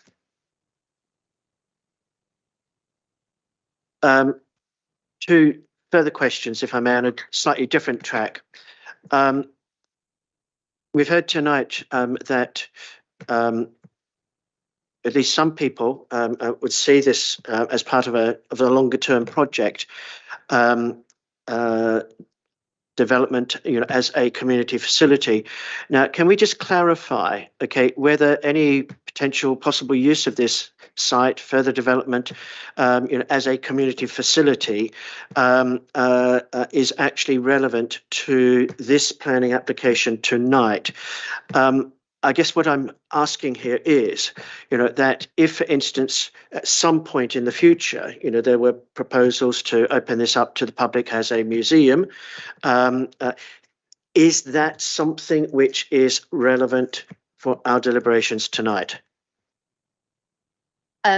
It's not relevant to this application here today. This is for the redevelopment of the existing boatyard to remain as a boatyard. There's no reason why an application couldn't come forward in the future, but it's not something that we can take into account in this decision. Thank you for clarifying that. And I'm interested in the limited public benefit, being cited as a reason for the recommendation for refusal. Would preservation of a collection such as the Rose Toop collection be considered as a public benefit? I think, I mean, that it is clearly a very important collection, and that's something that's very interesting about this application. But the application before us is not about the current owner. It's the use of land, and that planning permission will run with the land. It's not a personal planning permission. It's not specific to this collection. It is a redevelopment of a boatyard that anybody could own or use. If Mr. Toop was no longer the owner, or Mr. Toop decided to do something else and not pursue this collection for any reason, it is an application for redevelopment of a boatyard. And I think that taking into consideration the collection might be outside of the remit of this application. Okay, thank you.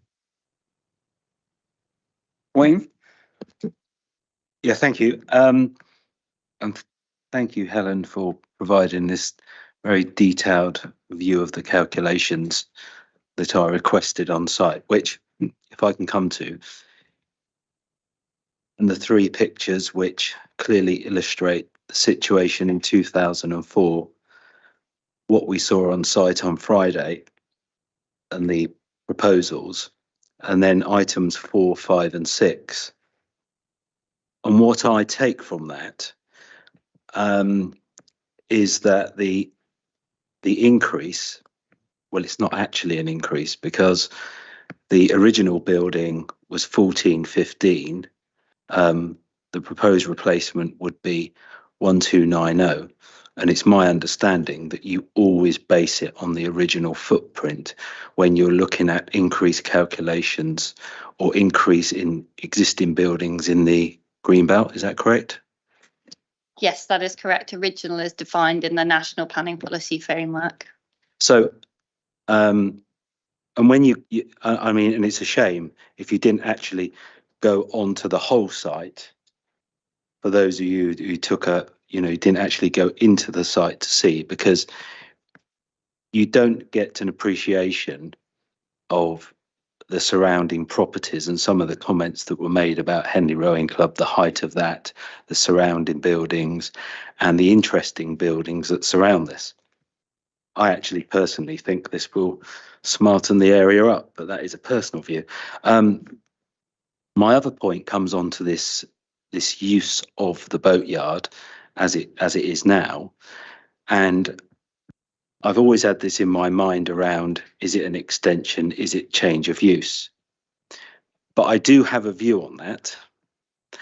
I think that one could get around that for the benefit of such an important feature and new creation in the Greenbelt by having a condition that suggests that the mezzanine is used in conjunction or is ancillary to the Rose Toop boat collection.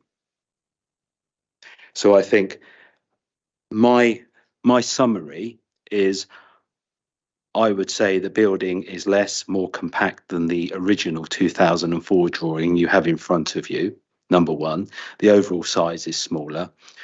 I did take into account the 2017, but as you say, the refusal was more encroachment into the Thames. This isn't. So I think, does that create more harm? Personally, I don't think it does. So I think my only point was coming back to this change of use, extension of the building, and I think that could be achieved with a condition around those points I made of saying it's ancillary to the use of the Rose Toop boat collection. Yes, I can come back on that point. I think an ancillary condition would not be unreasonable for that floor space in the mezzanine. I probably will take a bit of legal guidance on the personal permission because the planning practice guidance does avoid using those because the planning permission runs with the land, and there should only be used in exceptional circumstances. Whether this national significant collection forms as exceptional circumstances might be something that legal might be able to come back on. Could I just come back on that before we go to legal? So is the bit that's worrying you the word Rose 2, is that the I bit? think that makes it almost a personal permission, Okay. or related to a specific company type of So school it could route. be. So it it's could that be limiting that could ancillary to the boat collection. to the. Well, it's a boatyard, so it's not necessarily a collection. So it's a difficult one to word. So I mean, if legal are happy with that type of condition, then so be it. But that's something I think we should take advice on. Rachel, would you like to give a legal opinion, please? Yes, through you, Chair. I'm slightly unclear about what's being asked. It's not a personal permission that's being applied for, is it? No, it's not, but members are asking whether they could apply that to make it acceptable, because they do not feel there's a greenbelt issue, but they feel to resolve some other issues, could a personal permission be issued in this instance? I'm not really in a position to answer that with any degree of accuracy at the moment, I'm afraid. It's something I'd need to look into, and obviously I don't think I'm in a position to look into it quickly enough, but I can try whilst you carry on, unless Brian has any views in the meantime.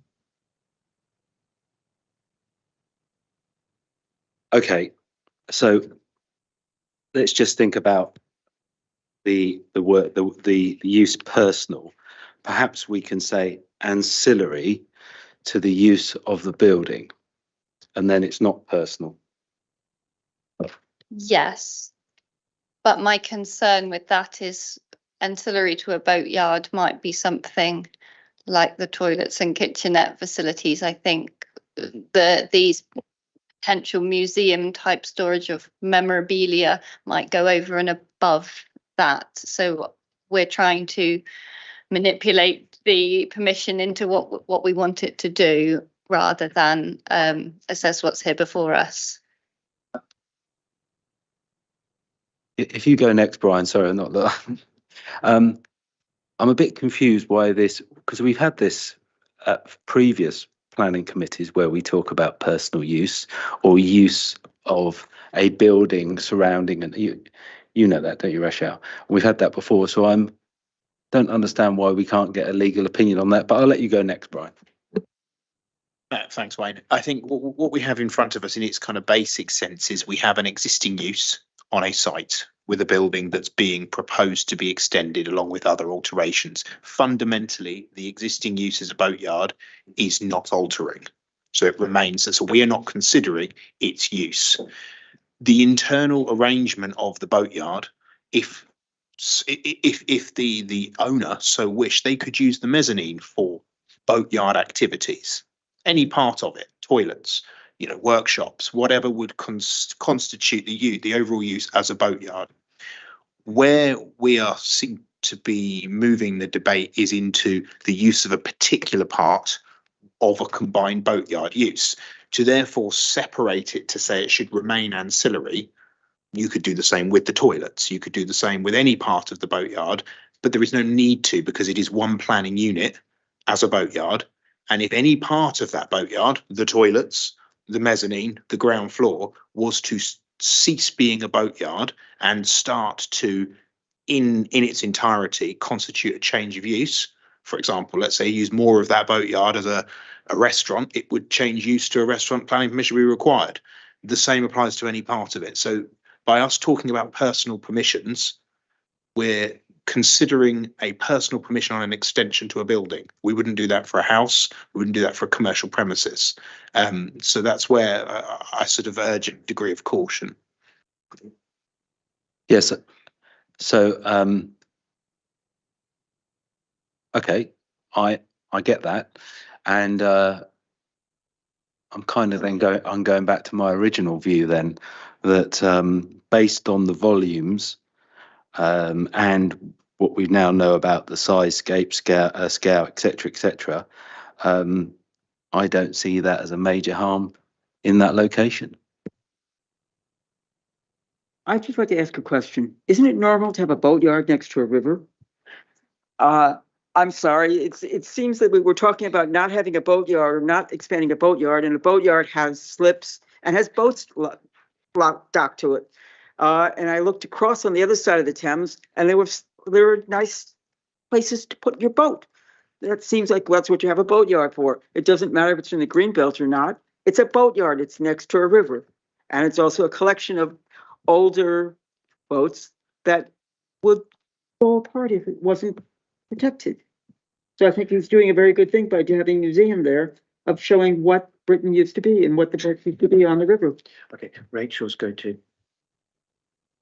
Rachel, and then again.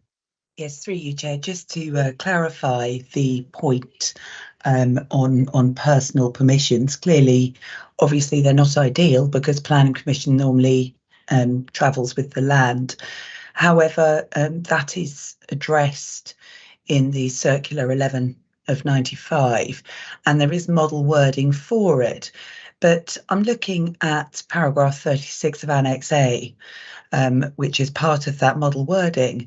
And it sets out when the premises cease to be occupied by the name of the person or at the end of a number of years, whichever shall first occur, the use hereby permitted shall cease, and all materials and equipment brought onto the premises in connection with the use shall be removed. That, in my view, is going to be very difficult to enforce as to the elements which are personal.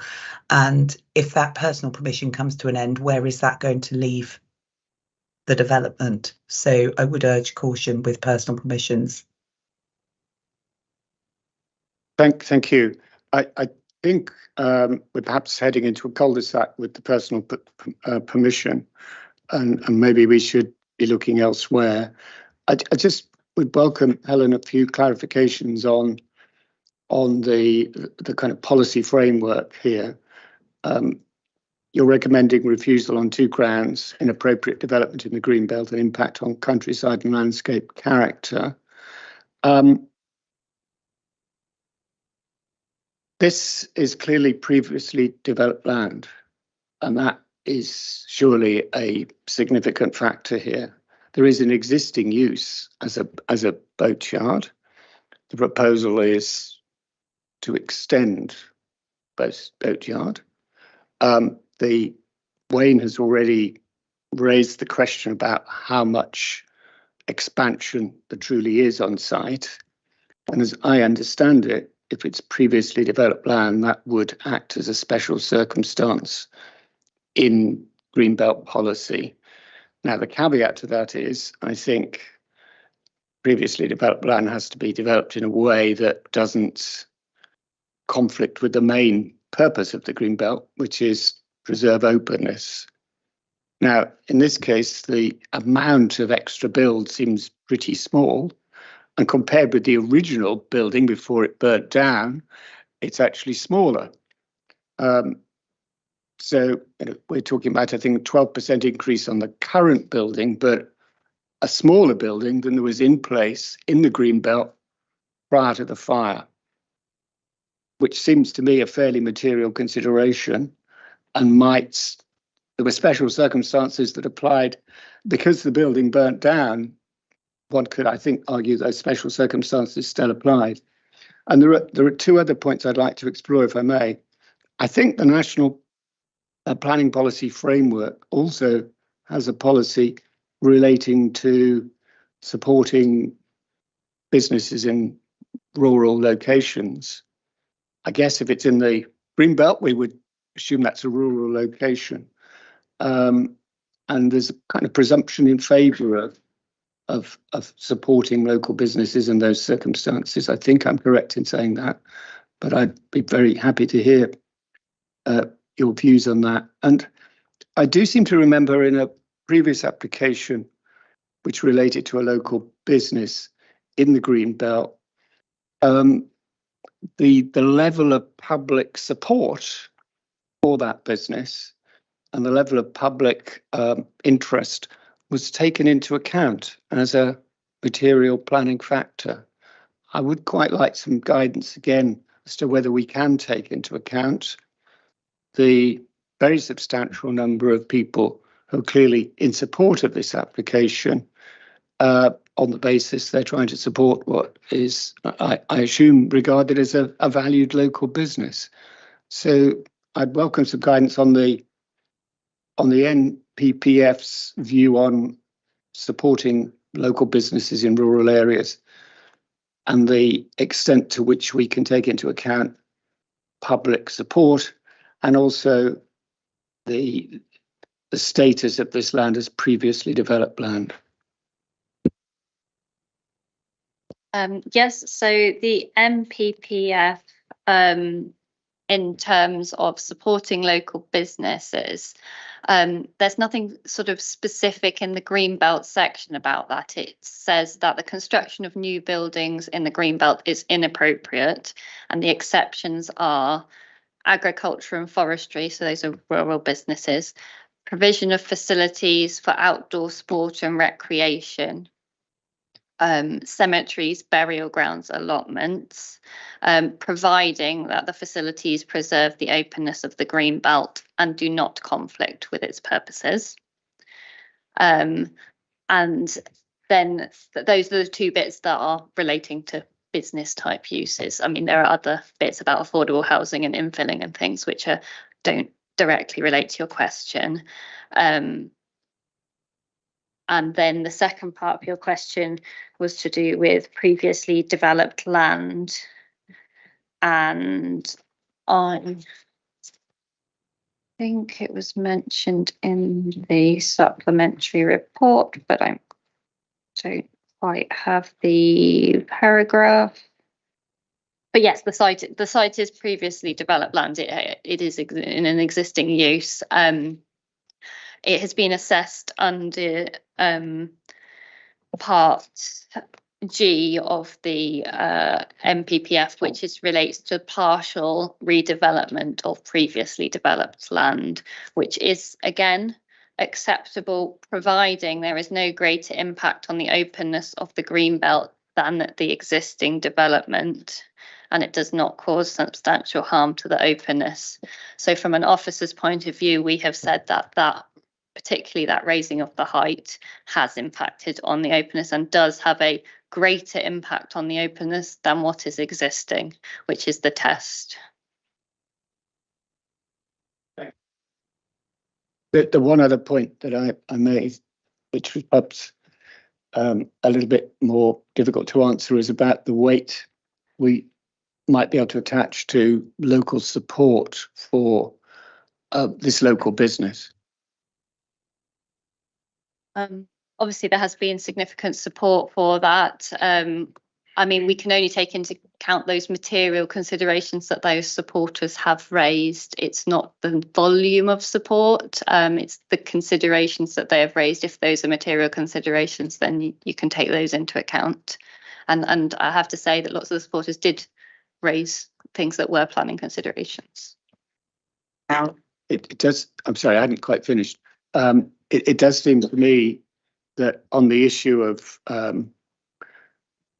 whether this would have an exceptional circumstances case to be made in Greenbelt terms, this is the provision of facilities for outdoor activities. There's hard, can not be any doubt about that, surely. So. Could I just come back on that Yeah, point? please. In terms of the lawful use of the site, it is light industrial, so it does not fall into the outdoor recreational category because the lawful use is light industrial B8. And there is a condition on the planning or the existing site that says that. So that's why we haven't considered it under recreational activities. I hear what you say, but I think that's where we could differ. Okay, just 1 second. Okay, you want to jump in? Brian's going to go. So just to make a point on earlier discussions over personal permissions, Rachel was quoting correct advice, but from a previous circular, the model conditions that she was referring to regarding personal permissions are still relevant on the PPG on the government website, which has superseded Circular 1195, which was a previous. People still refer to it as that, but it's correctly referred to as the PPG, just for kind of clarity. Al? Okay. Yes. I mean, I agree with Councillor Howe. Really, I mean the cladding will make it, fit in with the Roe Museum over the way. It make it look more like the original building that burnt down, but without the fire risk. So, and the mezzanine. I mean, boat sheds have always had sail lofts and things, so mezzanines aren't really unusual in boatyards. But on a particular point that was mentioned, the NPPF paragraph 149C, it says that the extension or alteration of buildings, provided it does not result in a disproportionate additions over and above the size of the original building. I mean, surely that's the case here. This isn't a disproportionate increase, and it doesn't rely on any very special circumstances. I mean, and that is allowed in the greenbelt part of the NPPF. Is that correct? I think we need to get back to that. This is whatever we believe to be in this application. The existing building is a boatyard industrial use, so we can't change the use in this application, and that is the use, and it's secure grade condition, and the condition says the premises shall only be used as a boatyard for boat storage and no other purpose, including any other purpose in B1 or B8. So we can't consider it as anything else. So really what we're considering here today is that impact on openness and whether you think those two refusal reasons are justified or not, based on the impact that the extensions and the redevelopment of this site is having. But it will remain in that B1 and B8 use, even if an approval happened. Chris?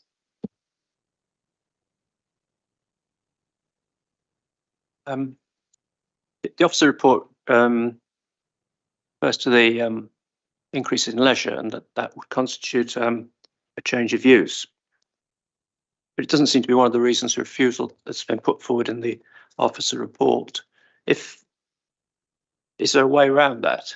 And if we could approve this application, is there a risk of planning enforcement against the owner because yes, you believe there is a change of use? There could be if the owner implemented some of their future plans as they've set out, but that is not something for consideration here now, and it's a future thing that hasn't yet happened. So you can't enforce against something that hasn't yet happened.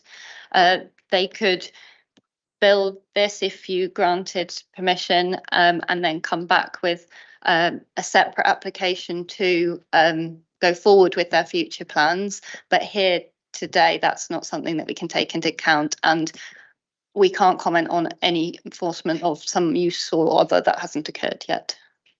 Yes, I quite understand that. So your suggestion that there's a change of use doesn't apply at the moment. It doesn't apply at the moment. It was a comment for the report, so something to be aware of, particularly with lots of the comments and the interest people have had. If that is what is envisaged and people are thinking that's what's happening, it was just to draw attention to that.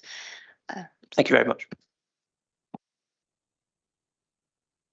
Thanks. So if we can just draw a line under the ancillary use then and get back to the recommendation for refusal, A and B, the overall increase in height based on the original building that was unfortunately burnt down is 0.93 metres. And then when you take that into context of other buildings around, as mentioned, as I said earlier, Henley Rowing Club, which is higher than this. And then the other item around impact on countryside, landscape and character. And it's interesting, I unfortunately didn't see this building in 2004, but looking at the pictures and look at the proposal, again, I come back to my personal view. I actually think it will enhance the riverside view. So, but this is where I need your help, Brian and Helen. If I'm going to put forward a counter proposal that we approve this, is it sufficient that I detail out where I don't think it's inappropriate development in the countryside based on the volume and based on the height and based on the massing, and I don't view it as an impact in terms of detrimental to the green belt and also the riverside setting? Yes, that would be fine. The paragraph 149G of the MPPF refers to having no greater impact on the openness of the green belt. So if you had your wording of that you felt it had no greater impact than the original building, that would be a preferable wording.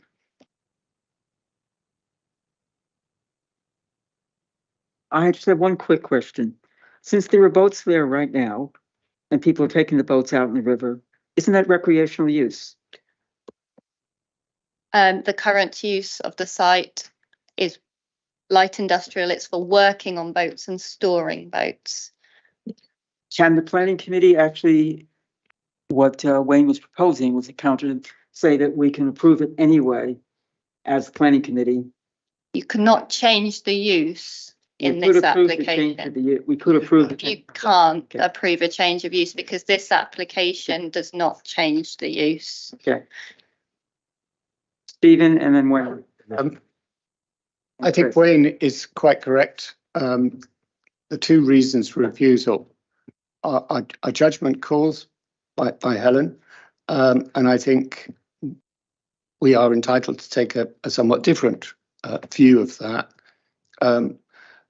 I do not believe that this is inappropriate development in the Greenbelt. I don't think it will have a detrimental impact on the openness of the Greenbelt. I don't think it's going to affect the landscape character of the area. I think it's actually in keeping with surrounding buildings. It is in context quite appropriate. And I think we should stick to those as the two reasons for approving the application. The other matters about a perhaps subsequent change of use will be subject to another application. The only thing I would ask about is whether we need to delegate to Helen and Brian the attachment of appropriate conditions, because we would always have conditions on any approval relating to construction and so forth. I don't feel I'm in the position to, on the hoof, come up with those conditions. I don't think Wayne is either. So I'm happy to second his proposal, but I would perhaps want to add to that we resolve to, as well as approving for the reasons Wayne said, we would like to delegate to officers in consultation with the chair and vice chair appropriate conditions to attach. So I'm seconding the proposal that was put by Wayne hasn't done anything yet. He hasn't proposed anything yet. Thank you, Stephen. Yeah, officers can and have a prepared list of standard conditions that would be applicable for development if it was the committee's desire to approve the application. I understand and note the delegation to finalise those conditions. It is likely they would obviously include standard time limit, approved plans. There would also be the need, in light of the debate, there would also be the need for the use restriction from the previous application to be brought forward unchanged. It still relates to the boatyard use.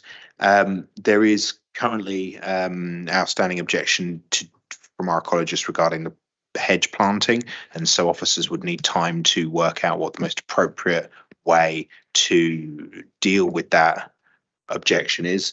The other conditions would be ecology, parking arrangements, the Environment Agency's conditions, which were obviously worked on with the applicant over due course, and that they would be accepted by the applicant. And then finally, the applicant has agreed the conditions that the Environment Agency conditions are acceptable, and they're happy for those to be imposed.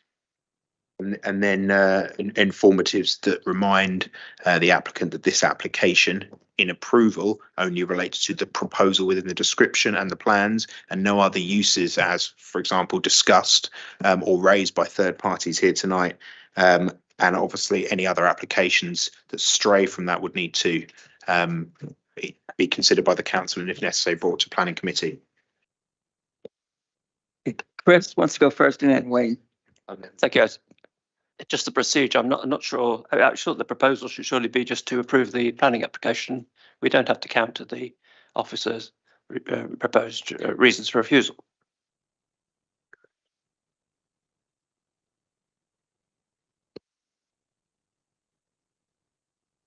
I don't think you just approve it. Yeah, that's it. I'm sure we've done this in the past.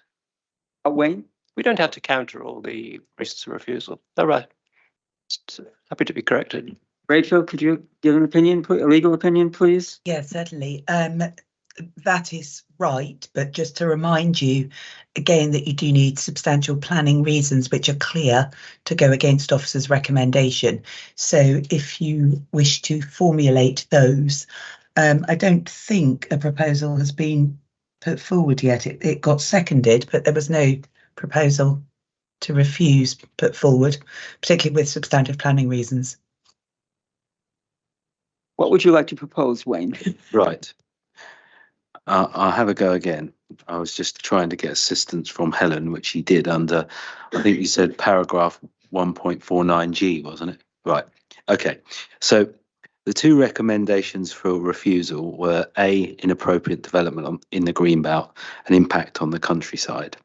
So taking into account that condition, and this is quite a convenient one because it's a lot easier than some that we've had to deal with. So we don't suggest that it is inappropriate development in the greenbelt, and based on the volumes of the previous building, the building that was burnt down, and we could detail those volumes if necessary, but they're all in the pack 4, 5, 6, and I think for reference we should put in the three good pictures, 2004, 21, and the proposals. We wouldn't consider those to be would impact detrimentally on the countryside and the landscape character. Is that sufficient? Somebody like to second this? Chris or Stephen or both?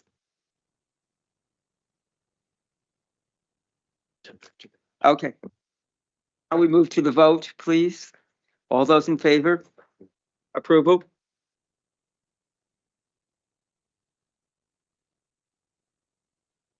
That's unanimous.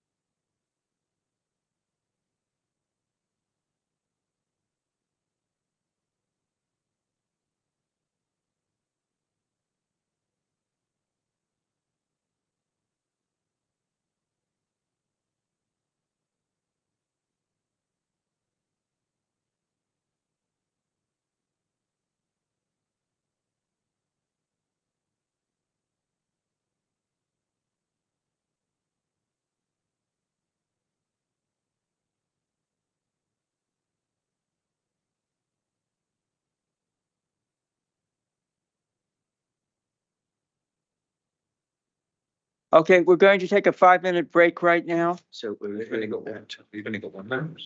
Yeah, okay, that's fine. taking a 5-minute break.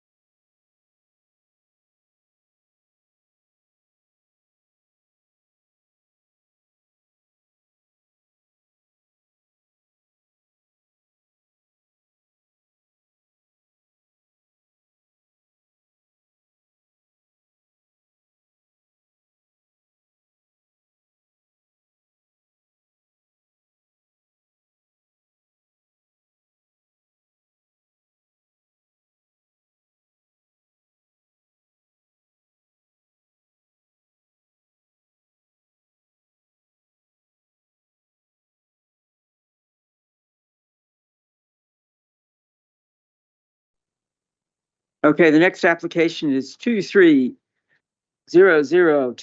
Lockley Farm. Kieran's going to present. Thank you, Chair. So this application is for Lockie Farm.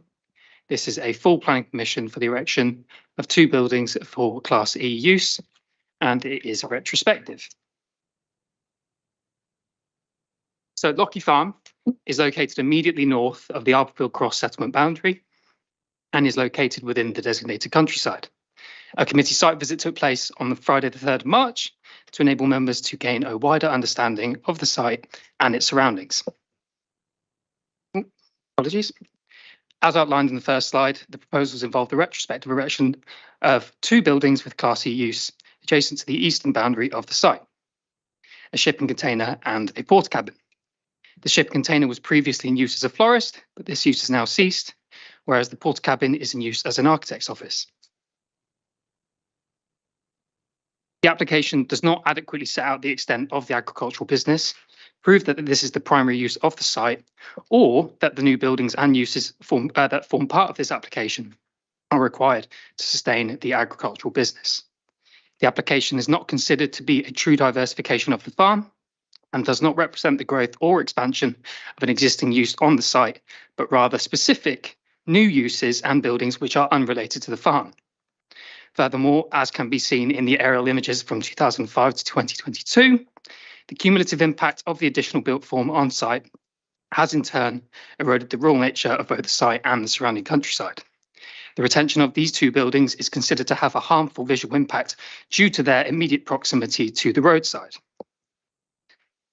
So the map on screen has been displayed at the request of members and highlights the various authorised and unauthorised developments on site, as well as alleged breaches of planning control. The remaining unauthorised development on site is under investigation, but is afforded very limited weight in the determination of this current application. Apologies, I think that's on my screen. Subject to the reasons outlined in Appendix 1 of the committee report, this application is recommended for refusal. Before closing out the presentation, members' attention is drawn to communication received today from the agent, who considers that the financial information summarised in the supplementary agenda has been misunderstood. This is because the information submitted only provides detail on how the rental income contributes to the farm shop and cafe, not the wider farm. Officers have considered this new information and are not in the view that this changes the stated recommendation. Thank you. Joe Unsworth, the agent.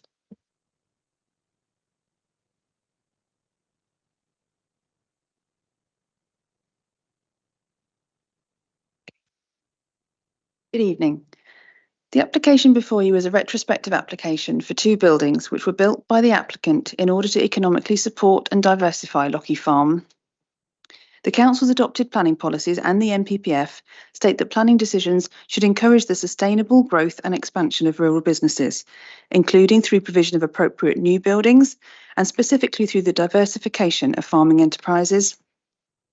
Lockie Farm has been in the same family since the 1940s.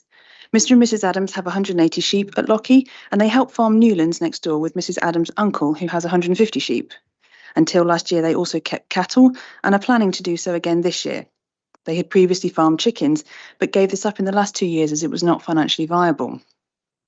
Like many farming businesses at the minute, Lockie Farm is really struggling. Regular headlines in the news cite this as the worst economic position for farming in a generation. The family are on the brink of ceasing farming altogether, which would also result in having to close the farm shop and cafe.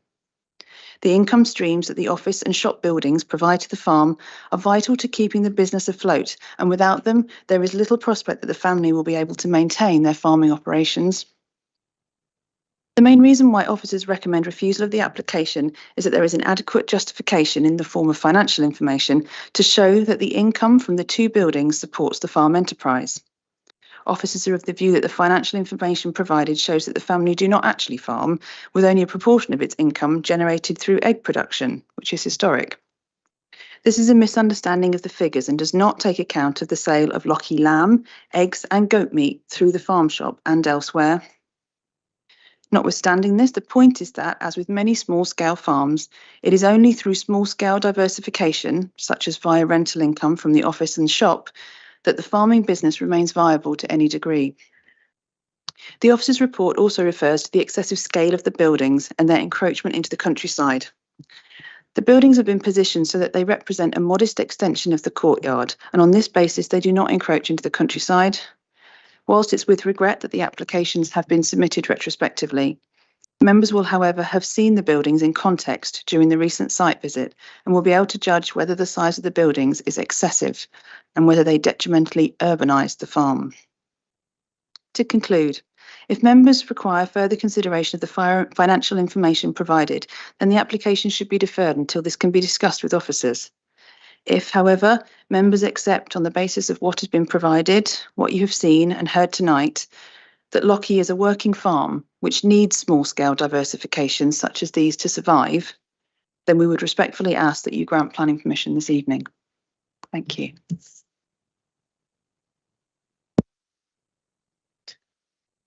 Andrew will read Gary Cowan's board member's statement. Thank you, Chair. Lochie Farm is a small rural family-run farm shop which was set up over 20 years ago. The land originally was part of Newlands Farm. The farm shop has evolved over the years, and this can be seen by the 12 planning applications the owner has submitted over the years in support of their business. The farm shop is supported by many of Workingham's residents, and they employ local residents and also use local suppliers. In the current very difficult environment following the impact of the pandemic on small businesses, the pressures on survival are considerable, and any action by Workingham Borough Council to help a local business to survive should not be missed. The Parish Council is supportive of Lochie Farm as they consider it an important business in the local area, and I see Lochie Farm as an integral part of the village and community of Arborfield. Lochie Farm, which serves the needs of Workingham residents and beyond. The NPPF and the various local plans do allow for support to such projects in our rural communities, such as the development and diversification of agricultural and other land-based rural businesses. This is exactly that. The Borough Council's view is that its location and impacts represent an unacceptable and unsustainable development within the countryside and would have a harmful urbanising and industrialising impact on the visual and spatial amenities of the open countryside. When I compare this site, say, to Hare Hatch Sheeplands and all the issues surrounding that over the years, this is a relatively minor addition to a very small farm shop fighting to survive in a semi-urban area. It is not a dominating monstrosity that will damage the countryside, but a small addition to an existing rural shop and its surrounds. Nothing more, nothing less. The National Planning Policy Framework states that planning policies and decisions should contribute to and enhance the natural and local environment, and it supports the retention and development of accessible local services and community facilities, such as local shops.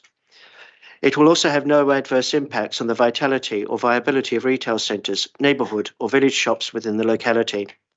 On balance is a term often used by planning officers to justify deviation from the approved planning process, and in this case it should be used to allow this planning application, especially as the council accepts that the development does contribute to the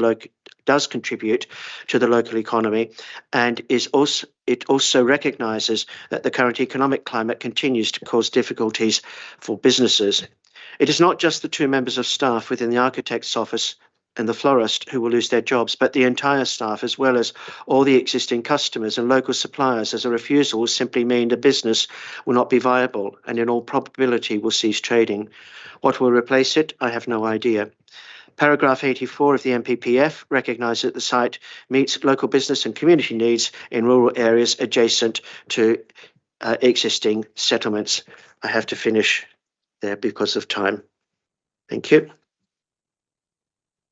I would like to know who actually attended the site visits, please. And then a statement. And then Rebecca on her own, Steve. And then a statement from Rachel. Rachel, would you like to give a statement? Yes, certainly. Through you, Chair. I think Kieran has actually already addressed the point, but there has been some concern raised as to the treatment of the allegations of unauthorised development. And Kieran did indeed make it very clear that that plan was presented at the request of members.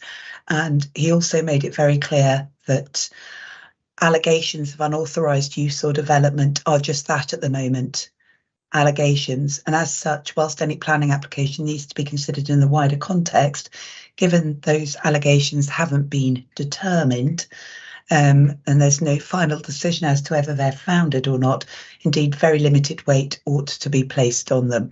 They are material considerations, but when you're considering them, the weight needs to be very limited to take into account they haven't yet been determined. Thank you. Andrew? Thank you, Chair. I think it's really important for us to all remember that we're deliberating solely on an application that involves 2 buildings. There have been many references in support of the farm shop and its benefits to the local community.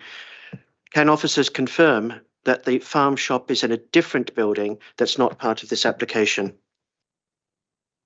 The farm shop has been recently located into a smaller building on site, but isn't attached or associated with the current buildings that are proposed, no.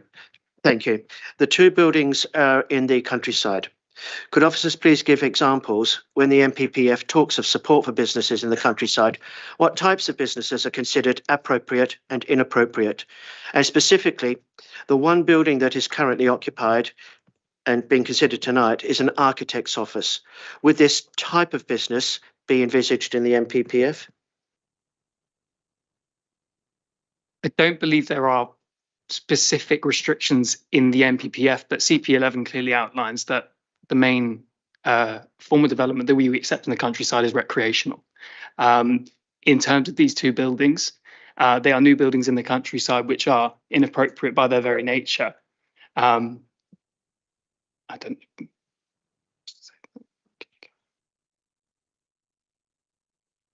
Yeah, the link to any diversification must be to the primary use of the land, which obviously is agriculture. And to diversify, you need to be diversifying from agriculture. It needs to complement. It needs to complement that that primary use of the site.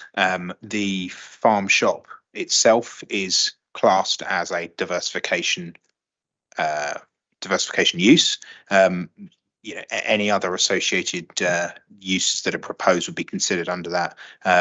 The proposal, I believe, is for retail uses, and obviously they are considered primarily to be town centre commercial uses. But again, it does depend upon the makeup and the makeup of the whole unit as a whole. Thank you for that, Kieran and Brian. If it could be demonstrated that these 2 businesses were financially vital to the farm business, would this and or the very difficult economic climate be a material planning consideration? Absolutely. Yeah, it forms the second reason for refusal, but I think it's very important to outline that we have 4 reasons for refusal here. Only one of them relates to the financial information. So whilst it is a material consideration, we feel that even if this wasn't a consideration, that our original recommendation for refusal on the other 3 reasons still stands.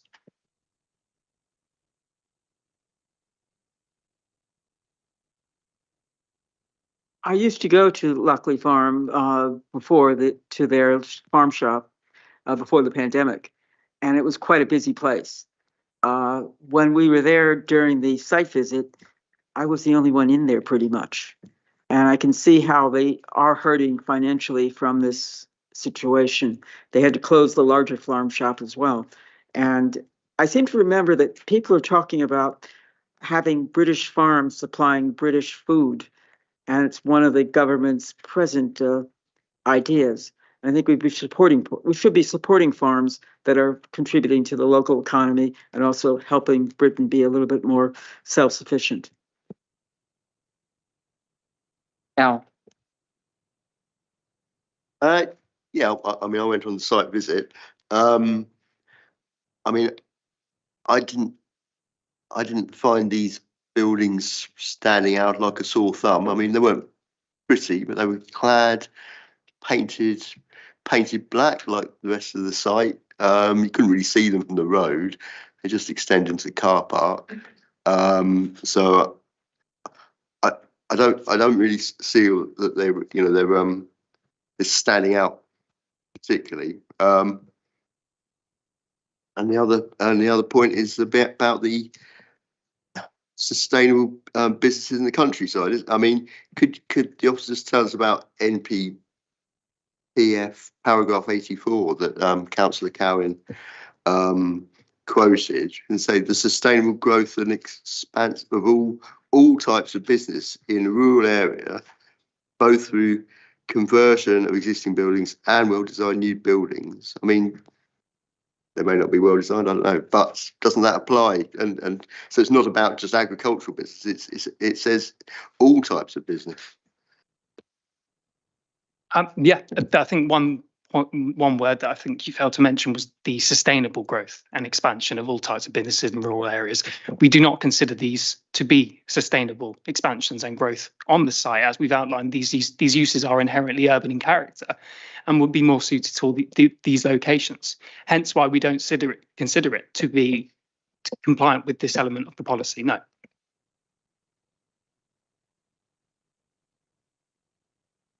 Yeah, can I just get clarification, Kieran? Well, sorry, I think Brian actually made the point. And you did make reference, Brian, to the fact that the farm shop is, can I use the word ancillary, or it is connected to the main use of the site, which is agricultural. And so therefore, that's a byproduct of a farm. I think what we're dealing with here is non-byproducts of a farm. And yes, I was guilty when I was on site of looking around and asking, based on what I'd seen in the reports, what was authorised and what was not authorised on site. And to pick up on Rashal's point, the main shop is empty, but the new shop is moved across the way. And I don't think that's authorised, but I'm not going to come back to that point. What I'm saying here is we're dealing with two brand new buildings retrospectively built in the countryside that don't have a link back to the original use of the site. That for me is a fundamental. Any other speakers? Any proposals?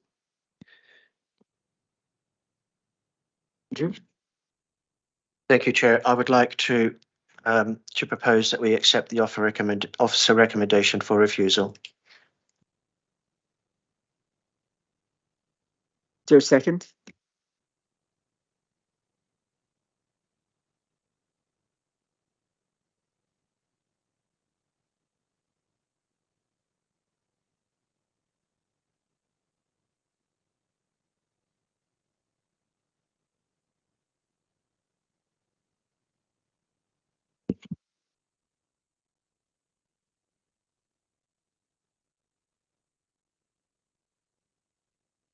So,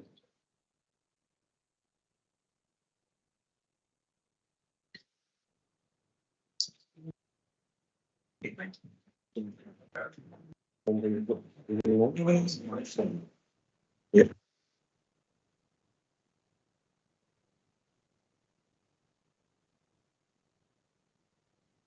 We're formally going to close the meeting now and turn off the video.